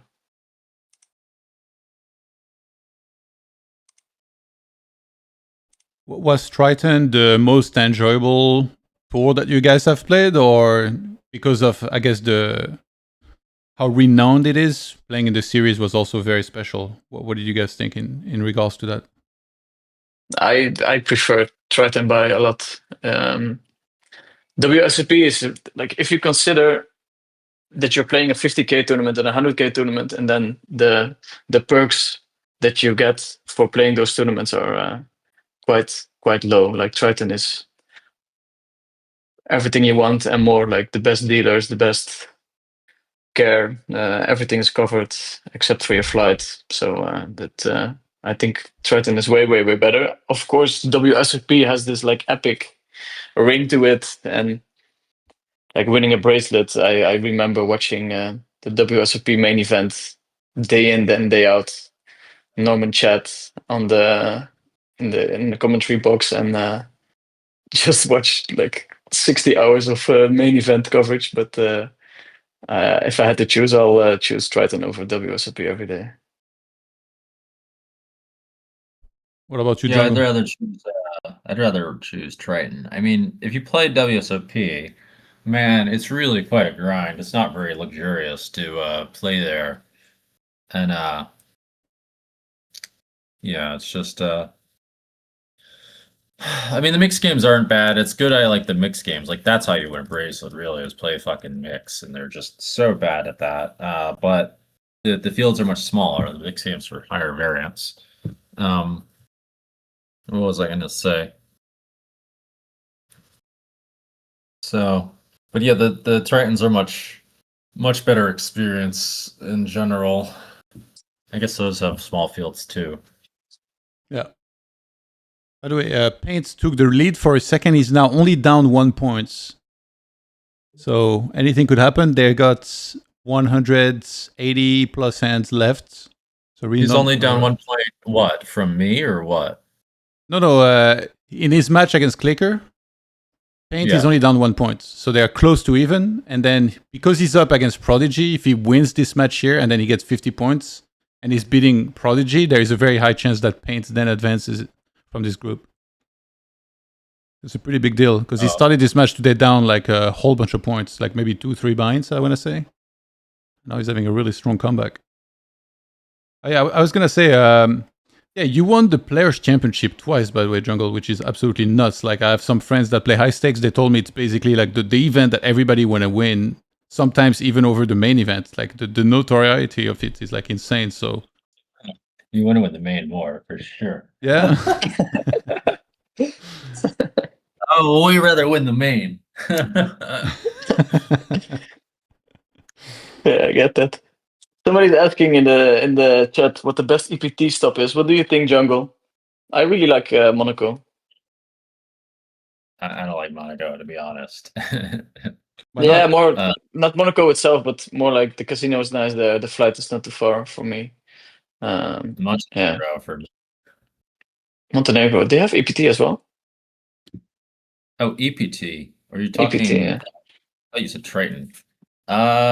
It's probably gonna be like Barcelona or something. Man, is it not Monaco? To be honest, Monaco's like. Yeah, you're right. I would prefer Barcelona over Monaco. I don't think there's many pluses of Monaco. I think it's inconvenient. I think it's boring. I think the food sucks. It's just like nothing that I really like about it other than it's pretty. Mhm. Yeah, that's it. Yeah, no, I forgot about Barcelona. Barcelona is definitely above Monaco.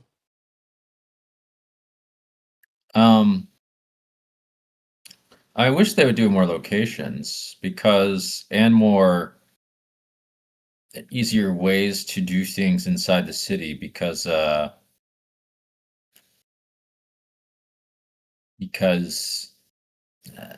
going to play somewhere nice just for poker is not really. I don't know, it just seems a little bit stupid to me, and it's just not that fantastic of a situation. What do you guys think about the in Jeju, the whole resort and the casino there? You guys like that location? It's okay. It's terrible. I think that one's better than Monaco, to be honest. Really. Yeah, I mean, maybe, but it's a long is. flight. It's okay casino, and then the whole thing, like Jeju, in one day you can see the entirety of Jeju. So yeah, I don't know. I'm not a huge fan. Well, Jeju's got a bunch of cool things around it, and it has cool locations around it. Actually, there's an amusement park right behind Jeju. I don't know if people know this. You could go at least to the pet cafe, and that's kind of cool. I've been there, but it's not great. Yeah, I think it's good. I mean, it's better. It's that alone is better than like almost anything. Monaco. Like, the Monaco has the fucking. Yeah. I put it in the second spot already, but you seem to want to hammer that one down quite hard. That's fine. I don't know. I just don't really like Monaco. There's just, what is there to do there other than if you know people, you can go to parties. But other than that, the center is cool. The center is cool, and that's it. You're not into Formula One at all? Seeing like the track and everything where the races happen? That's not exciting? Not really my thing. I don't really get it. Yeah. No, me neither. And I think it's one of the worst tracks that they have in the world. Where it's very narrow, right? You can't really overtake. Yeah, there's barely any overtaking because of the narrowness of the track. So, what sports do you guys follow? So, do you follow exactly both of you?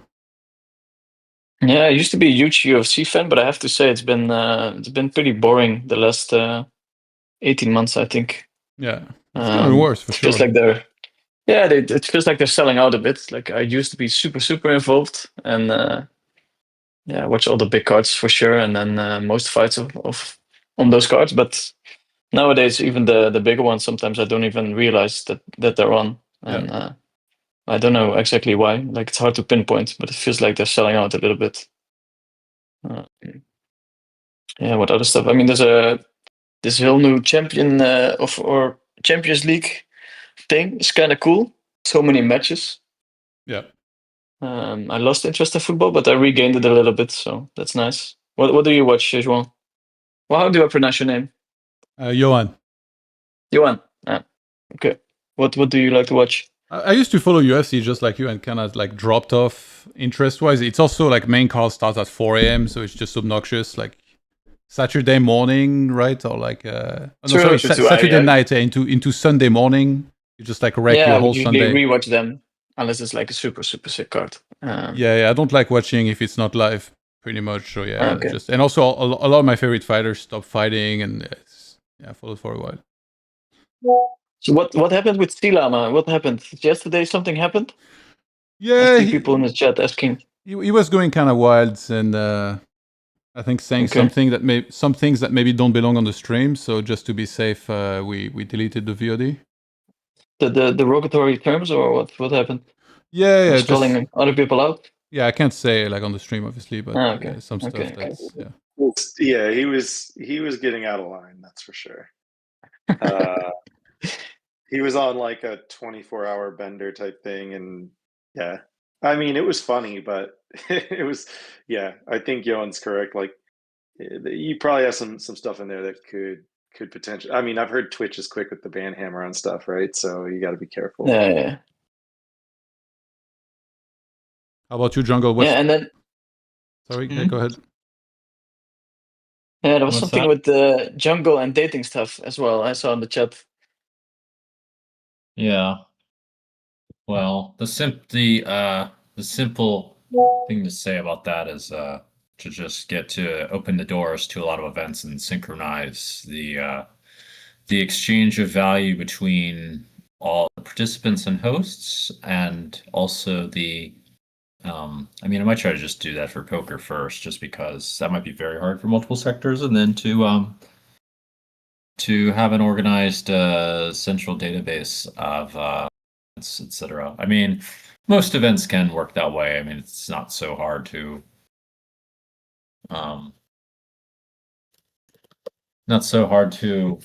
most people will at least be willing to comply with that, I think. And you don't need everyone to. There are some private events, which is problematic. But yeah, that's the main gist. Was there something else to comment on? Yeah, just the question about sports. Do you follow anything? Sports? No, I don't have time to follow sports. So mostly poker then.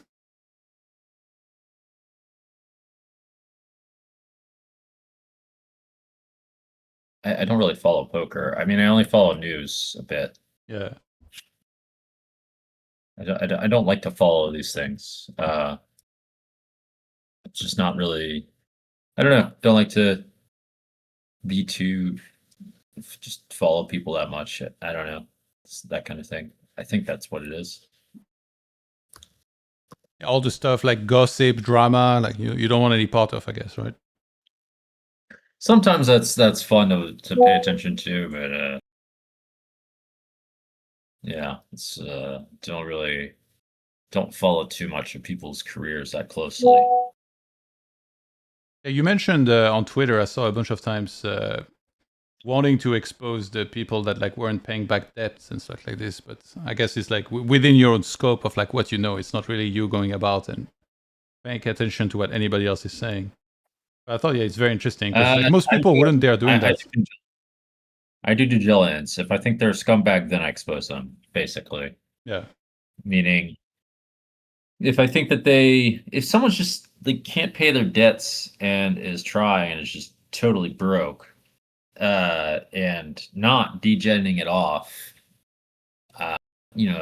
like at least trying to take some kind of reasonable level of responsibility, then I usually don't out them. But if I think that they're full of shit or they just like took forever to do anything, maybe that would also be the case where they just get like super lazy. I would also out them. But it's mostly extreme cases for various reasons, and then I try to take a more complicated approach for people that have more delicate situations, in particular that their situations are tied with other people or whatever it is. Yeah. Yeah, so I'm not just like going crazy and outing people. And for dating, you should go to fucking Argentina. That's the spot. What's so special about Argentina? It seems like it's very popular, but I've never been personally, so I don't know.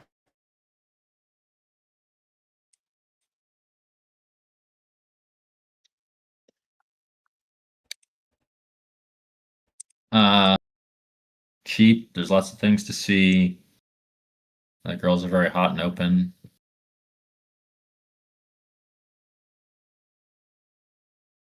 Isn't Argentina one of the countries where, like, if you take your phone out in public, it's very likely to get grabbed and, like, you just don't get it back? I'm not sure. I think that's definitely true in like Brazil, but that's true in like London, actually.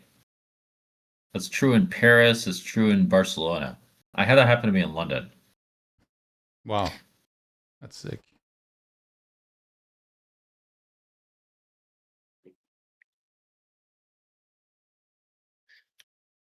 I see the chat is theorizing about what might happen. Like if Paint wins against Clickr, can he just basically fold everything against Prodigy and then just make it into the semifinals? It doesn't seem like it makes much sense to do that unless it's really close. Yeah. Right? Because if you're winning a lot, you want to keep playing. You don't want to. And if you have an edge, you want to push it. Right? Yeah, for sure.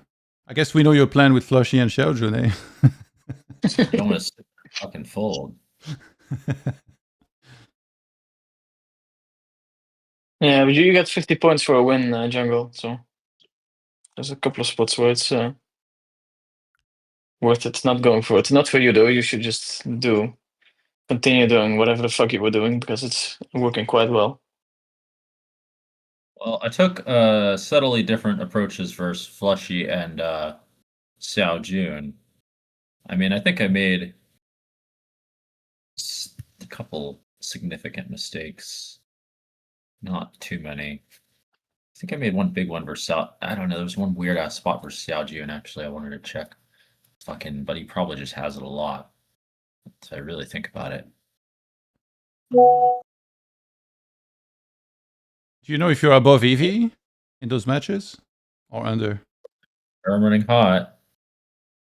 It says 174 points, so that would mean 174k in Eevee.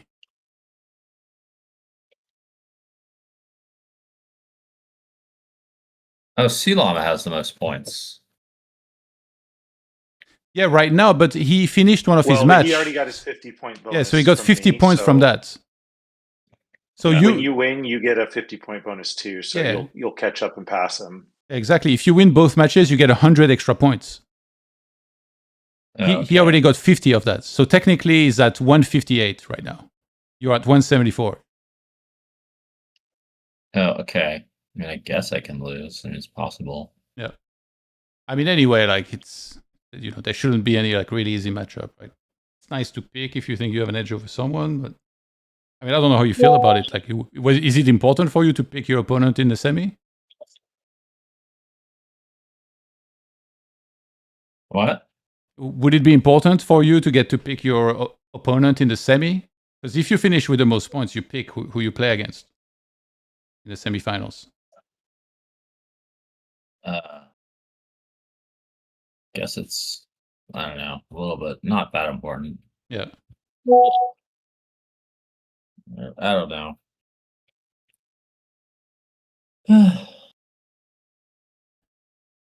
Clickr all in, gets snap called. Wow. And he was bluffing, runs into a set of aces, paints. He's cooking. Just like that, he's going to go up 11 points. And they're 100 and math is odd. 19 hands away from finishing. 14 points up. I'll replay that. By the way, Veni, if you want to do a PLO hand to review, I think that'd be pretty cool. You have one ready? No, actually, I need to be quick because then once the tables close, you know how the replayer works, right? It will be gone forever. So let me try and speed through this hand here, and then I'll try to open. Sure. Although they're still playing, I guess. I thought they had stopped. Yeah, if they play a big one, I'll try to say something about it. So in this hand, paints 3 bets with aces to 12 after 2.3x open on the button. We are 127 big blinds deep. And he flops top set and bets a quarter. Clickr calls with a flush draw. Paint checks the turn. Clickr bets 75%. Paint's loving it. He just calls again. And then he checks the river. And Clickr goes for it with a missed diamond and I guess blocking the straight as well. Jungle, any thoughts on this hand? Is there like a hand history? It's like, do you see the replayer on the stream on the top right? Otherwise, I can send it to you. Give me a sec. Yes, send it to me. I'll put it in the chat on Discord.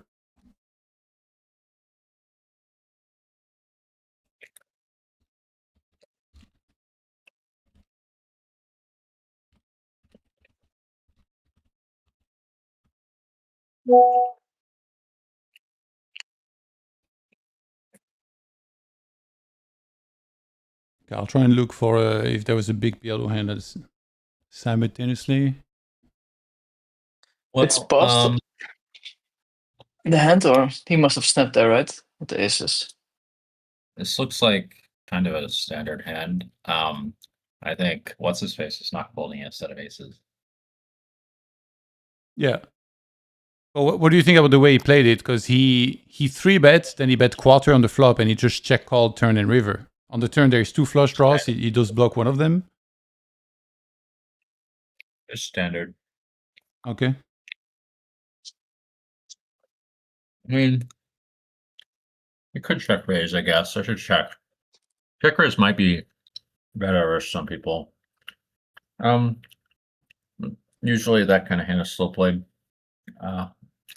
It's preferred to be slow played. Yeah. Yeah, I thought it was going to be a weird hand. No. That's the biggest hand we've seen as of late.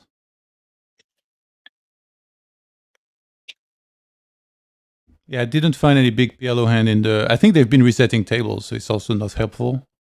Resetting When's stacks. the PLO challenge? Sorry? When was the PLO challenge? It's simultaneous.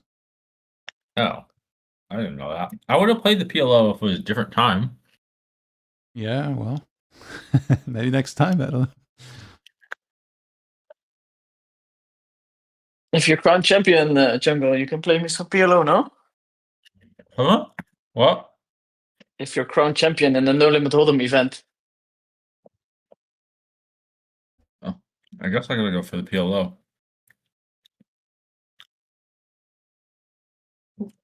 But no good at PLO.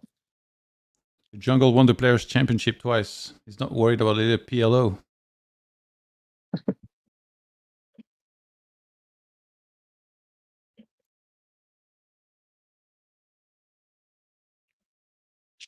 Jungle, I remember one stick hand where you turned stick hand into a bluff, and the guy got the most insane odds to call, and he ended up folding. This is from the championship 50K. You know which one I'm talking about or no? Yeah, it was a magic hand. Like, what the fuck is going on there? The sick bluff. Yeah, it was an insane bluff. Wild magic.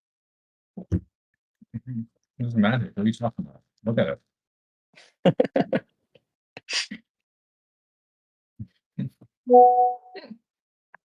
So chat is saying that Paint could start folding every hand and would most likely win the group from there. But he's still playing normally, apparently. Yeah, it's interesting because proceeding to the next round it's worth quite a bit of money. Yeah. I don't know about the exact structure of the No Limit Hold'em event, but in PLO we have 4 people going to the half final. So here too, there's 130K up top. Here too, and it's top 3 paid in Hold'em. Like in PLO, it's only top 2. But in Hold'em, it's like 100K, including the Rolex for first, 50K for second, and 30K for third. Okay, so yeah, you would imagine that proceeding to the next round is worth something close to 45K. So there's not that much to gain for him at the moment, and a lot to lose. So yeah, it's kind of insane that he's still playing. If it's true what the chat is saying, because from experience, I know that chat is oftentimes wrong, more wrong than right. But that must be the exception, yeah. I wish I like there would be like some kind of stock picking against chat, like an automatic Yeah. investment tool. It would be kind of cool. What do you think about all the talks of adding prop bets as well, like some or like crossbook and all this stuff? Like there was some viewers, they said they wish they would have been able to bet on this. Yeah, it would be super cool, right? Yeah. I don't know how much extra excitement it would add. I also think that so far it's been relatively quiet because I think it's a super cool event. The best players playing against the best. So I was expecting a little bit more eyeballs, to be honest. That might make it a little bit more interesting. But I think more interesting is that there's also players that had side bets on, like chat couldn't bet, but I'm pretty sure there's a couple of players that have big bets on themselves or against other people, which makes it even more complicated. This like final phase of the tournament, Yeah. and it's already very complicated. So yeah. If you could say anything that you wish could have been different in this, is there like an amount of hands like you felt fine with, or like what about the whole thing in general? Yeah, for me, I'm among the worst players in this challenge. Like I'm here to support CoinPoker, to show up, to work on my game, to battle against the best. You're at the So top of your for me, group. this What the fuck you talking Huh? about? You're winning your group, my guy. What do you mean the worst player? I am number one at the moment. That's true. You're cooking Don't these forget. fools. So for me, this is amazing. Like low amount of hands. Like I played against girlfriends, right? 25k hands, and it took fucking 6 months. If I would go back in time, I would have stipulations where we would have to play like 1k hands a session. Yeah. Because that was fucking stupid. Like playing girlfriend while the sickest games were going on during COVID. But for me, the structure is kind of nice. For me, I think it's nicer if it's just dead match from the start. So then you don't have all those weird spots where, okay, if I fold all my hands now, I'll get the 50 points.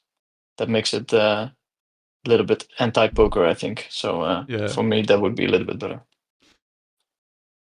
Did you hear about when you're playing as Galfond? Did you hear about Luke Schwartz's pigeon notes that he was talking about? Do you know about this? Pigeon. He's a character, and we need those in poker because a lot of players definitely lack a little bit of character. So Yeah. I think it's nice to have those guys around. I restarted the stream, by the way. We dropped for a second. Not sure why. Sometimes it happens, but we should be good now. Just restarted it. I'm trying to find the post. It's like the funniest thing Also, ever. I think it's the same for the Yodo COHIBA match where at some point it would be possible for him to fold his way to a win. Yeah. So I'm very curious to see if that's actually going to happen. So we have two spots now where he's sitting out now, going hard in the paint. So maybe he's gonna reset. Okay. Yeah, they got 100 hands left. It's crazy to keep playing. Like the reward of proceeding to the next round is quite big. So He wants the monies, man. yeah, but I can't imagine his win rate being much, if at all, against Clickr. So yeah, I don't know. Scra says, yeah, I think he should fold out his match versus Clicker because risking to lose 50 points is too much. I mean, the interesting thing is like you get the 50 points, but you don't get 50k for it. Essentially, it's just like a boost to get into the next round. True, and it costs you money to fold. Yeah, you have to like sacrifice real money for like it's different than say like if you had an actual side bet where the ICM is you fold it out, but you're winning real money for winning the match, right? I mean, I guess you win EV because by winning the match, moving on, you now have a three or four chance of winning one of the side bonuses or whatever. So there is some EV attached to it, but yeah, it's real money you're sacrificing. Oh my god, I found the post by Luke Schwartz. Oh my god, I will share it.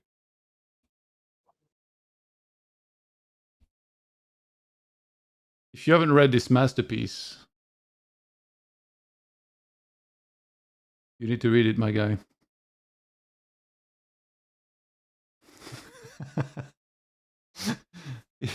Even the first sentence is like, Galfon is writing this pigeon fucking notes after he gets his ass handed to him every session by someone who is 5 years and 14 advanced solvers better than him. So sick. Oh my god. Yeah, I'm reading it now. I have seen this. Yeah, back You in the never day. saw this. That's crazy. No, I did see it. Oh, Yeah, okay. yeah, it's very funny. I mean, for me personally, a little bit painful, of course, Yeah. because that was how I was feeling, of course, when I was that much ahead. But yeah, it's fucking funny, this one. This guy seems to be quite a character. I never met him, but Yeah, it's funny. Okay, let's see. I'll check out the PLO match and see if he can actually fall his way to the next round. yeah, if you see a big hand you want to talk about, let me know. Mm-hmm. But I don't. Yeah, Yeah, they haven't sure. played many big hands. It's so close at the moment.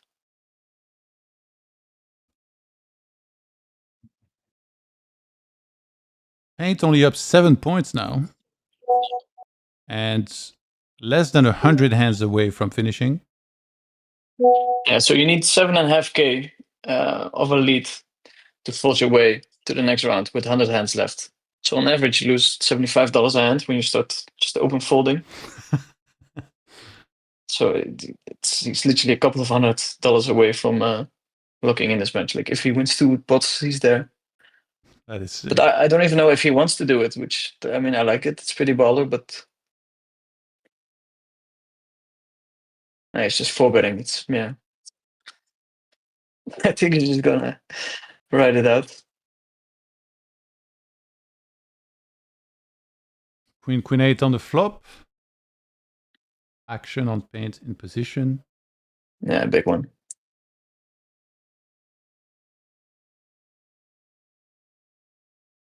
And he's going to pick up that pot here. Let's see. You're ahead of me or no? You picked it up already? Yeah, I mean, I'm watching live. Yeah. I have the tables open. I think the Twitch stream is pretty close, okay. but still slightly delayed. But Yahoo is, or not Yahoo, YouTube is a little more delayed. Yeah, also. Yeah, let's see. CoinPoker stream. Gonzo is still using AIM, like Yeah, an instant with messenger my thing. my Hotmail account to log into my Yahoo. Okay, then surely now he has a lot of money to fold it out, but he's just gonna ride it out.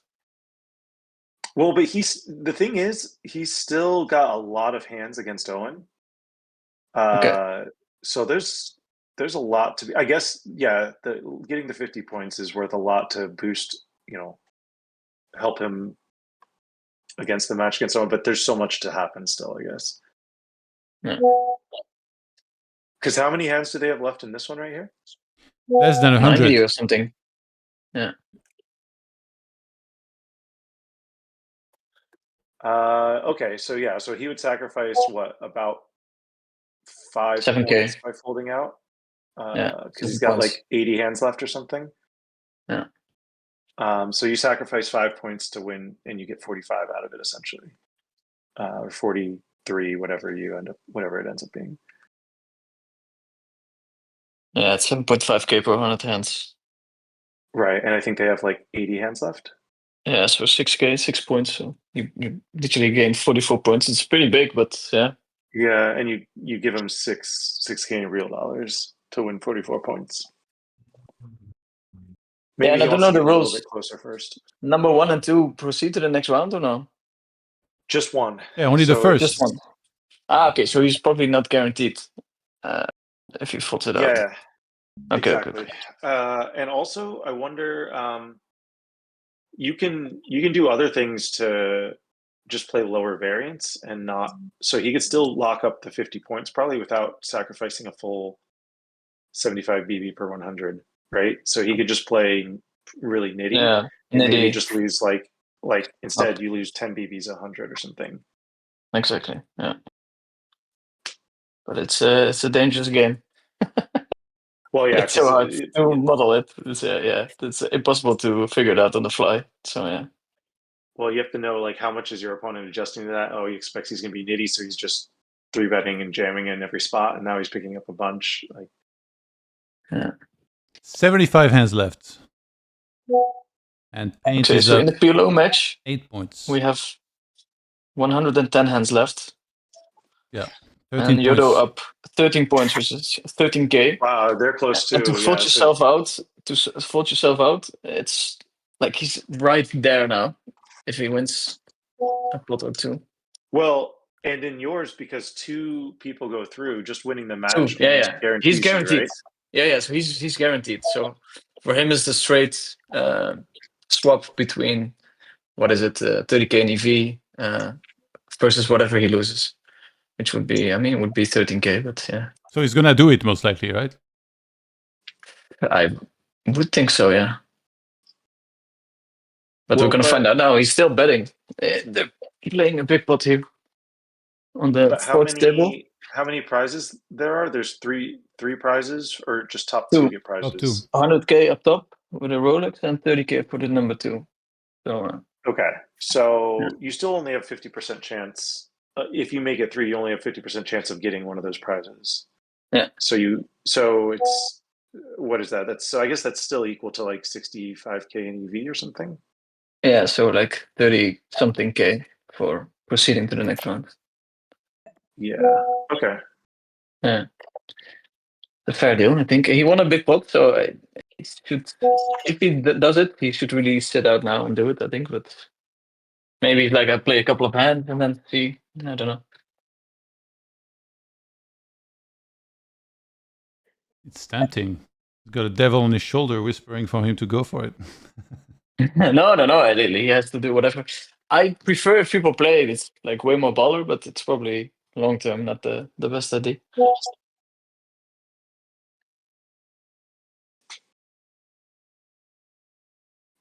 Gonzo, are you playing right now? No, I was just watching watching these matches finish Okay, up. I hear alerts that as Jungle It's not playing. mine. Playing Club GG. Oh, but I might quit soon.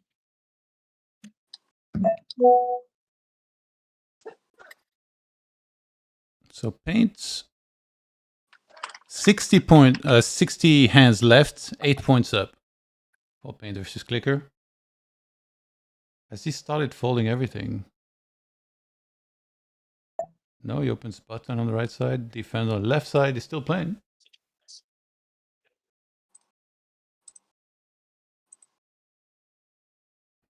Yeah, everyone's still playing.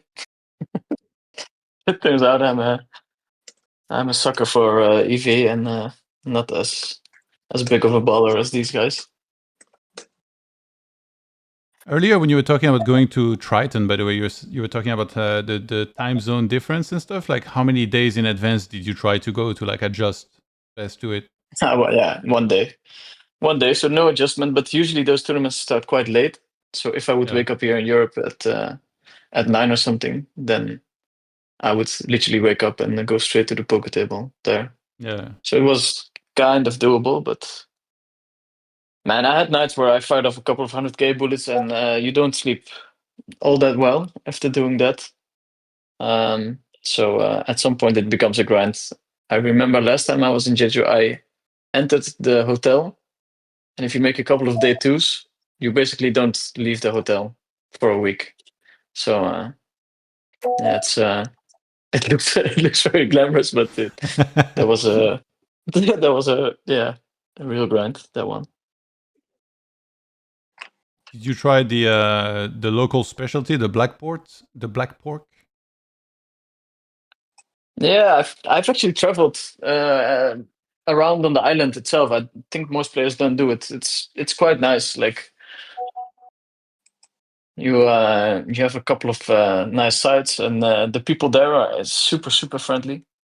The food is kind of nice as well, so I kind of enjoyed it. But if you've done your round once, then there's not really a reason to go out and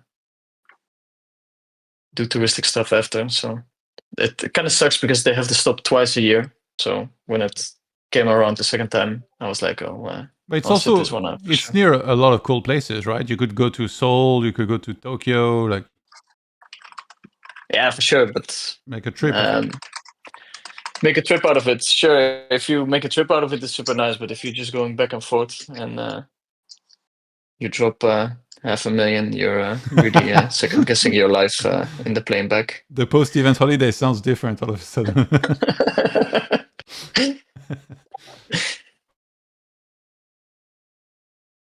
Yeah, actually, I heard a little bit about how it works. Like, right, if you fire a certain amount of binds, they give you like free hotel or like some discount on the hotel and stuff. I think it's like pretty smart the way they do it.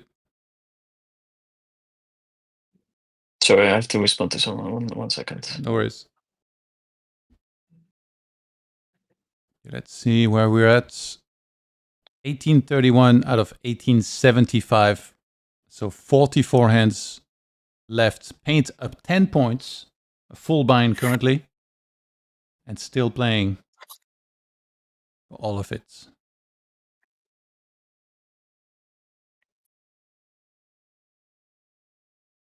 Scra says Clickr should open 5x.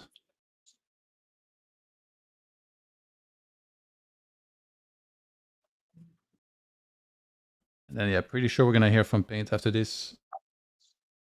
Going to check in with us. Clickr with the overbet here on a Jack River. 3 hearts on the boards. And he's going to pick up a pot here. 3,300s. Paint mucking. Are the other groups finished? If so, who moved on? No, I don't think any group is finished. Krasifisk's match versus Vaskaboy was won. Then he did lose to Linus. Yeah, I guess no, that group is finished. I guess essentially, unless something absolutely insane happens in Linus versus Vaskaboy, which I think he's just too far behind with the amount of hands that they have left. So Krasifisk very likely winner of Group A. Hey guys, I'm gonna get off the call. I'll see you guys later. All right, later, Jungle. Sure. Good luck, See you, Jungle. Jungle.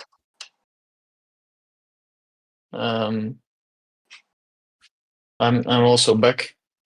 All right, welcome back. And then Group B, Jungle very likely is going to win that group. He's 174 points currently. Xiaojun 34 points and Flushy minus 208. Yeah, insane results for Jungle.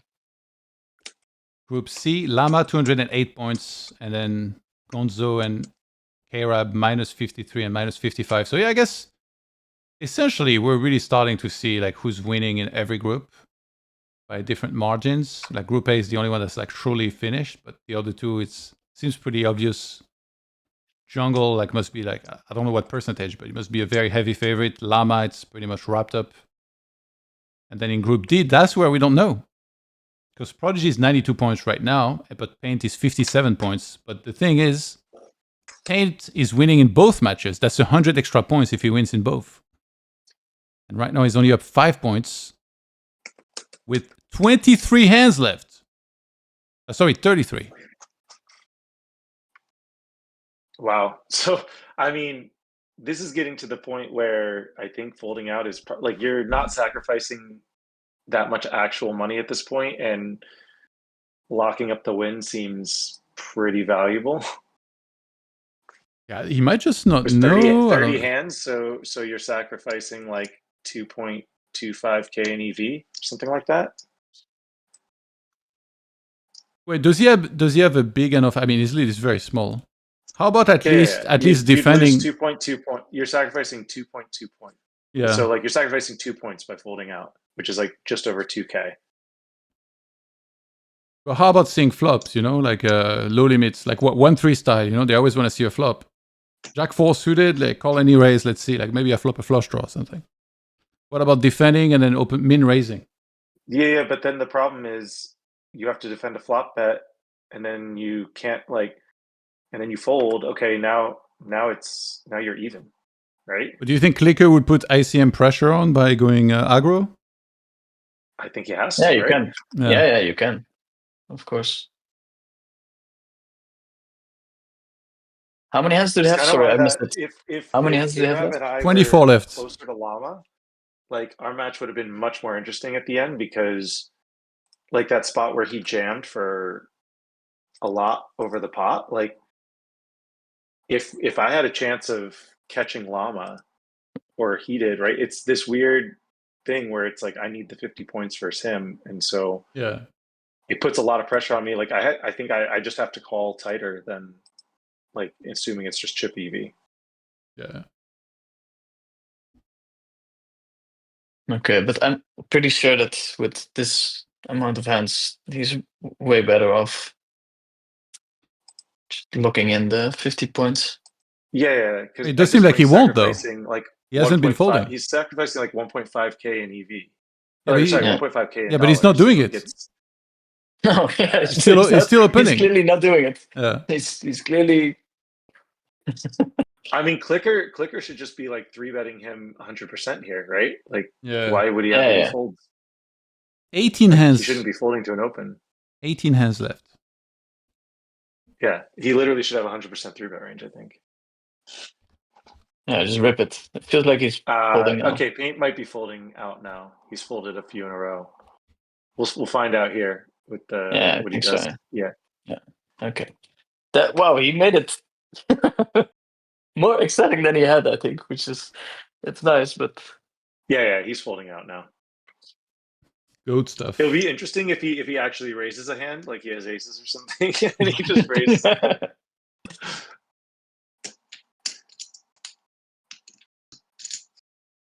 yeah. Okay, that makes It would sense. be actually kind of sick for Clickr, like if Paint raises and then he just like 3-bets to whatever the lead is, like 40 big blinds or something. And like Paint has aces, I think he has to fold, right?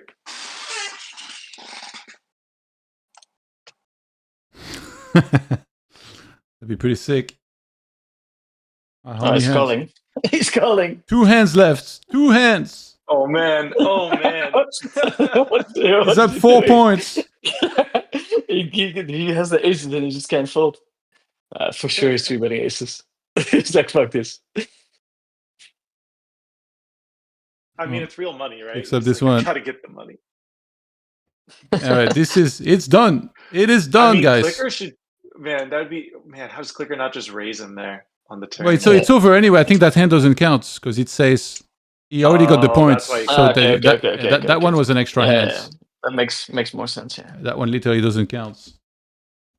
What a goat. Yeah, he waited a while before folding. Yeah. So Owen's gonna need like a monster performance then. Well, they have a lot of hands though. It's like 700 or 800 hands left. Yeah. Yeah, and it's a 100 point swing, right? So it's so big. The 50 points. Yeah, because Owen already got the points versus Clickr. So essentially they are like 1 buy-in and a half apart. Yeah. Currently. That's kinda sick. So it's super close. That's gonna be a super exciting match to watch. Pretty cool. Can you open up the PLO tables? They're also close to that point where they're already at the point where he can fold his way to the win. 67 hands left in the PLO.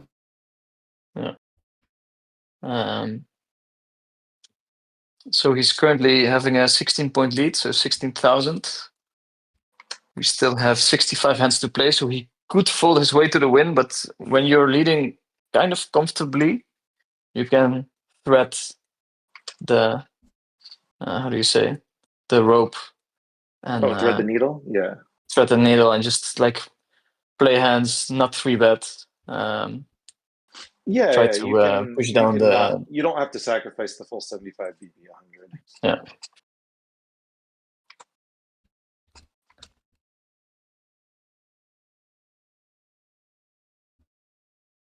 I told Payne to join us if he wants to come check in.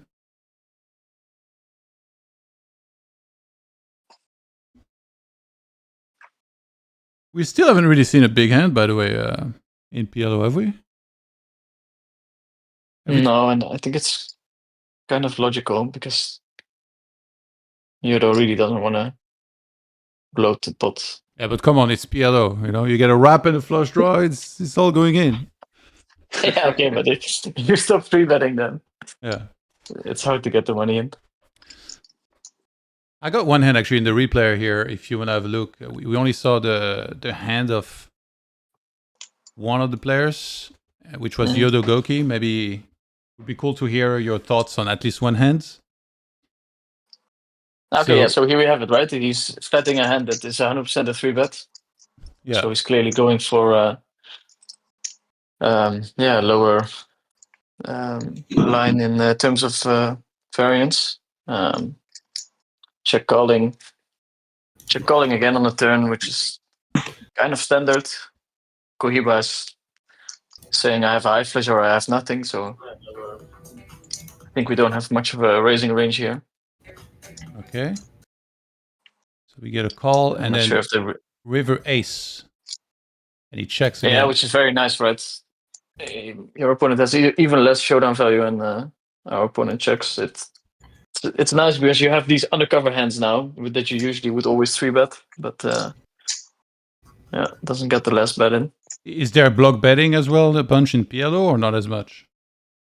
Yeah, but not in this line where if somebody is betting in position, he's kind of debating I have a super strong or super weak hand. Yeah. So you don't really lead on the river there at all. Okay. From a theoretical point of view. And we got Paint joining us. Is that you? Yes, sir. How are you guys? Congrats, sir. Well, what's up, man? Congrats. Thank you. Thank you. Yeah. Did you realize at the end you could fold right into the match win and log the 50 extra points? I realized that at the beginning. Well, I made some non-standard plays because of the sort of like the ICM implications. Like, did you guys see the King 10 hand? Yeah. I'll try and bring it up. I have a screenshot. It was probably not standard, but you know, I'm like bluffing a ton, and then I'm also just gonna like value bet way too thin, probably just because winning the stack is so much better than losing the stack would be bad. You know, it's I'm like so far away. And managed to convert. Got very lucky managing to convert because I was definitely playing like a minus EV style today. Yeah, how come is that? You just felt like running it? You were confident, or what exactly was going through your mind? Well, it's very close between me and Prodigy, so yeah. Did Prodigy already get the bonus for beating Clickr, or he's not gotten that? Yeah, I think he got like, it. If I beat Clickr, yeah. Yeah, I mean, me beating Clickr. Okay, so he either needs to claw. So he needs to claw back 6 buy-ins from you, then essentially. Yeah, it's like over unless he beats me. Well, no, because he's down by 10 points. You're going to get 50, so he's really down by 60 points. So if he claws back like 6.5 buy-ins, then he would overtake you, right? Yeah, but that would beat me because he's only down 5. Oh, sorry, he's only down by 5. Oh, yeah. So all he has to do is beat you. Never mind. Yeah, so he only needs to claw back 5. But you guys still have a lot of hands left, so it's we do. We have like 2 sessions left. It's gonna be interesting for sure. How are you feeling? You were feeling good today going into the match? You said you were locking in. Yeah. I went for a quick run, and then I just sat down and ran super hot. That's the way, man. Yeah, dude. Yeah, sit down, eat some food, just make the nuts every hand. That's not even true. I didn't even like make the nuts that much. I just like value bet like 3rd pair and got called by worse. But I had to. My hands were tied. I had no choice. I pulled up on the stream the showdown in the King 10 versus Queen 8. That was a very interesting hand here. You can you take us through it again? This whole yeah. hand. Yeah, let me get it up. It was King 10 versus Queen 8. You call the 3-bet, I believe, then he bet flop and check call turn and river, if I remember correctly. Yeah. I just like bet. Is it a little One, thin or like king what were you? jack, something? Yeah, I'd like top pair no kicker. Oh yeah, it's quite thin. Like in fact, like when I get called there, I'm gonna be shopping a bunch with like worse kings, because the kicker doesn't play. Because I think a card paired. Let me get the hand up. I need to Yeah, it went deuce run out, so it was king jack 8. It's and on the then stream, deuce, if you so want. any king 10 or worse is all the same. Yeah, let me get that. But did you go small on the flop? Yeah, I believe so. Let me see. 3-bet call, king 8 jack, all hearts. Yeah, I went like 1/3 on the flop. I went 30% on the flop, and he called. Deuce on the turn. He checks. I bet like 75% pot, and he calls. And then on the river deuce, I have a tough spot. But I eventually decided to just like stick it in. And it's not like it's difficult to find bluffs here because you also call 3-bets. Well, and he's pretty heavily incentivized to call when he needs to make up points, right? Is that part of the thought process there? Or I mean, it's a give and take because you're also incentivized to play a little nittier. So it's like maybe, are you avoiding bluffs there, right? So it's a weird spot. Well, at this point, his match versus Prodigy is over, and he only has like 200 hands left versus me. He has to win like 20 buy-ins against me or something. So he's basically out of the match at this point. So the only ICM that exists is really like the ICM pressure on me. And well, then he should be calling tighter than you'd imagine, right? No. You should be. So I'm gonna be like bluffing a ton and like value betting probably too thinly, and so his call is probably break even or even like slightly winning. Given, but if you have a lot of ICM pressure, isn't value betting thin kind of against your incentives? By the way, it's last 10 Not at hands this point. in Yodogoki's match, Vinny. I was still down like 2 or 3 buy-ins against him at this point when the king 10 hand played. So at this point in the match, you were losing the incentives. Clickr at this point. Yeah, I was down like 2 buy-ins. Okay. I had it backwards. I thought you were winning versus him. No, that came later. That makes way more sense. Okay. Yeah.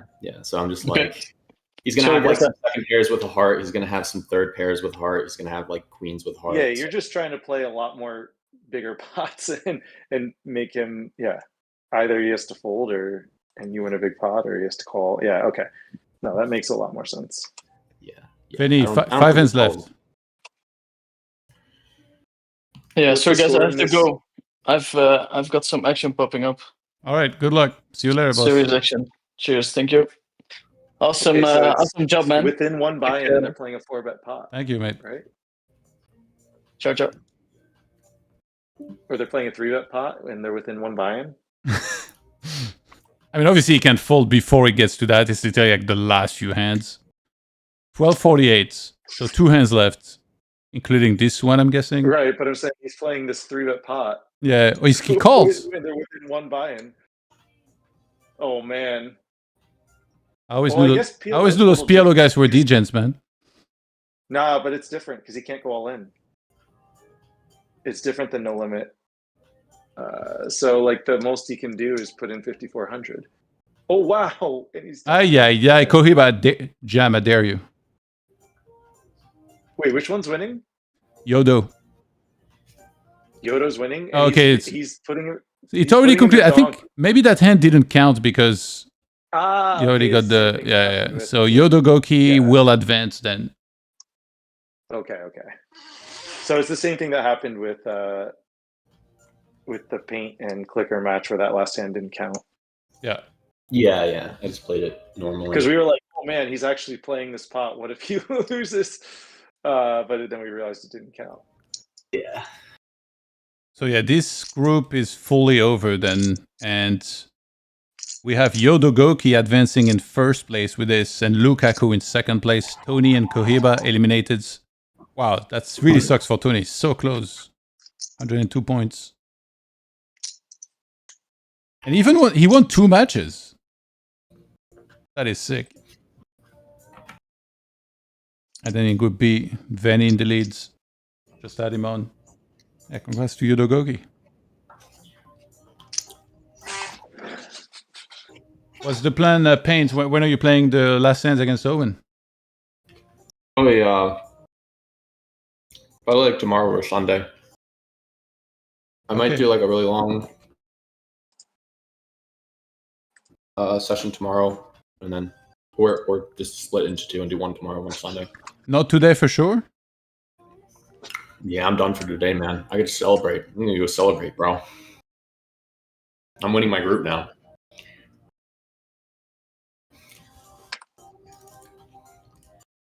Oh wow, you do have a decent amount of hands left. 700 hands, 704 hands. Yeah, that's gonna be interesting. It's gonna be very interesting. Yeah, so far you did very well against Prodigy. He's very good at comebacks though. I don't know how closely you followed the last Cash Game World Championship. I mean, I don't mean to psych you about it or scare you, but just talking about history. In the last Cash Game World Championship, he started down a bunch. It looked like he was not going to have much of a chance. And then he kind of had like a steady rise. And then with 2-3 days left, he went on I think it's like a 25 buy-in upswing. And suddenly he was like in second, third place. And he was competing for first. Then he got to first in the last day. And they kind of overtook one another with be losing a whole bunch of times. So Prodigy has been a very high performer in all those Cash Game World Championship. That would make it even more meaningful if you won here. Or if you advance over him. And beating the champ. Prodigy is very good. Yeah, I can't even Clickr's good. Like I can't like shit on my opponents. I'm not big into the trash talk, quite frankly. I think anyone playing this is gonna be a very, very talented player, but I'm here to win. Yeah. Are you gonna do the because like now we just saw you play throughout the end, but are you gonna do the hard math before you play Prodigy and figure out that if by a certain point you need to start folding, you're gonna do it this time?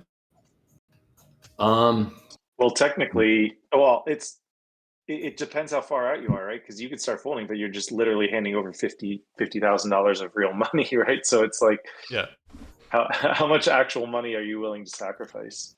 Exactly. Yeah.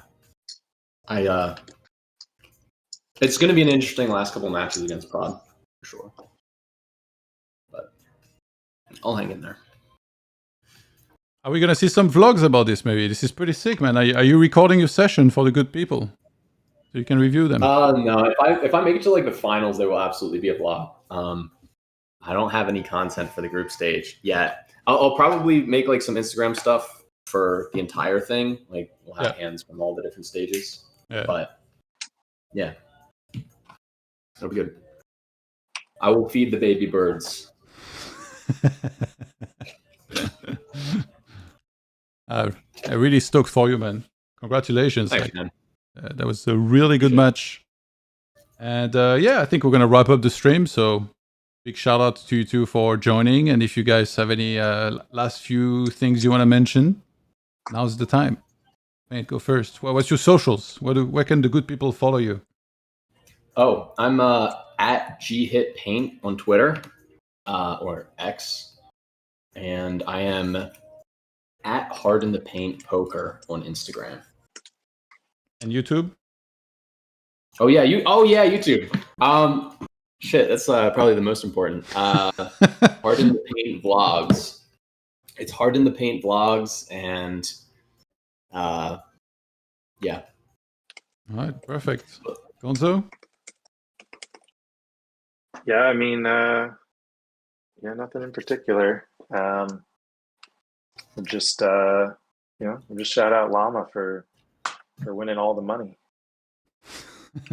All right, thanks, guys. Trying to get Yoan banned as well. Jesus Christ, he's coming for my job. All right, thank you, guys. Have a good night. All right, see you guys. Talk to you guys later. Bye.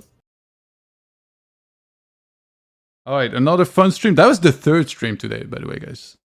The first one was 1 hour. The second one was like 40 minutes, and this was almost 3 hours. So some shorter stream, as I guess we wrapped up some groups. There's still some hands and matches to be finished, which will happen, I'm guessing, during the next 2 days. I don't think I've seen anyone schedule anything for tonight, but you best bet that if there is, I'll come back live for a fourth time. So yeah, until there is action again, then I wish you all a good night. Much love to all of y'all who tuned in, interacted in the chat. I appreciate y'all, and give CoinPoker a follow on all their socials as usual. If you want to follow me, I'm Johan Merlo, just like my name on the overlay, on X and Instagram, and I'll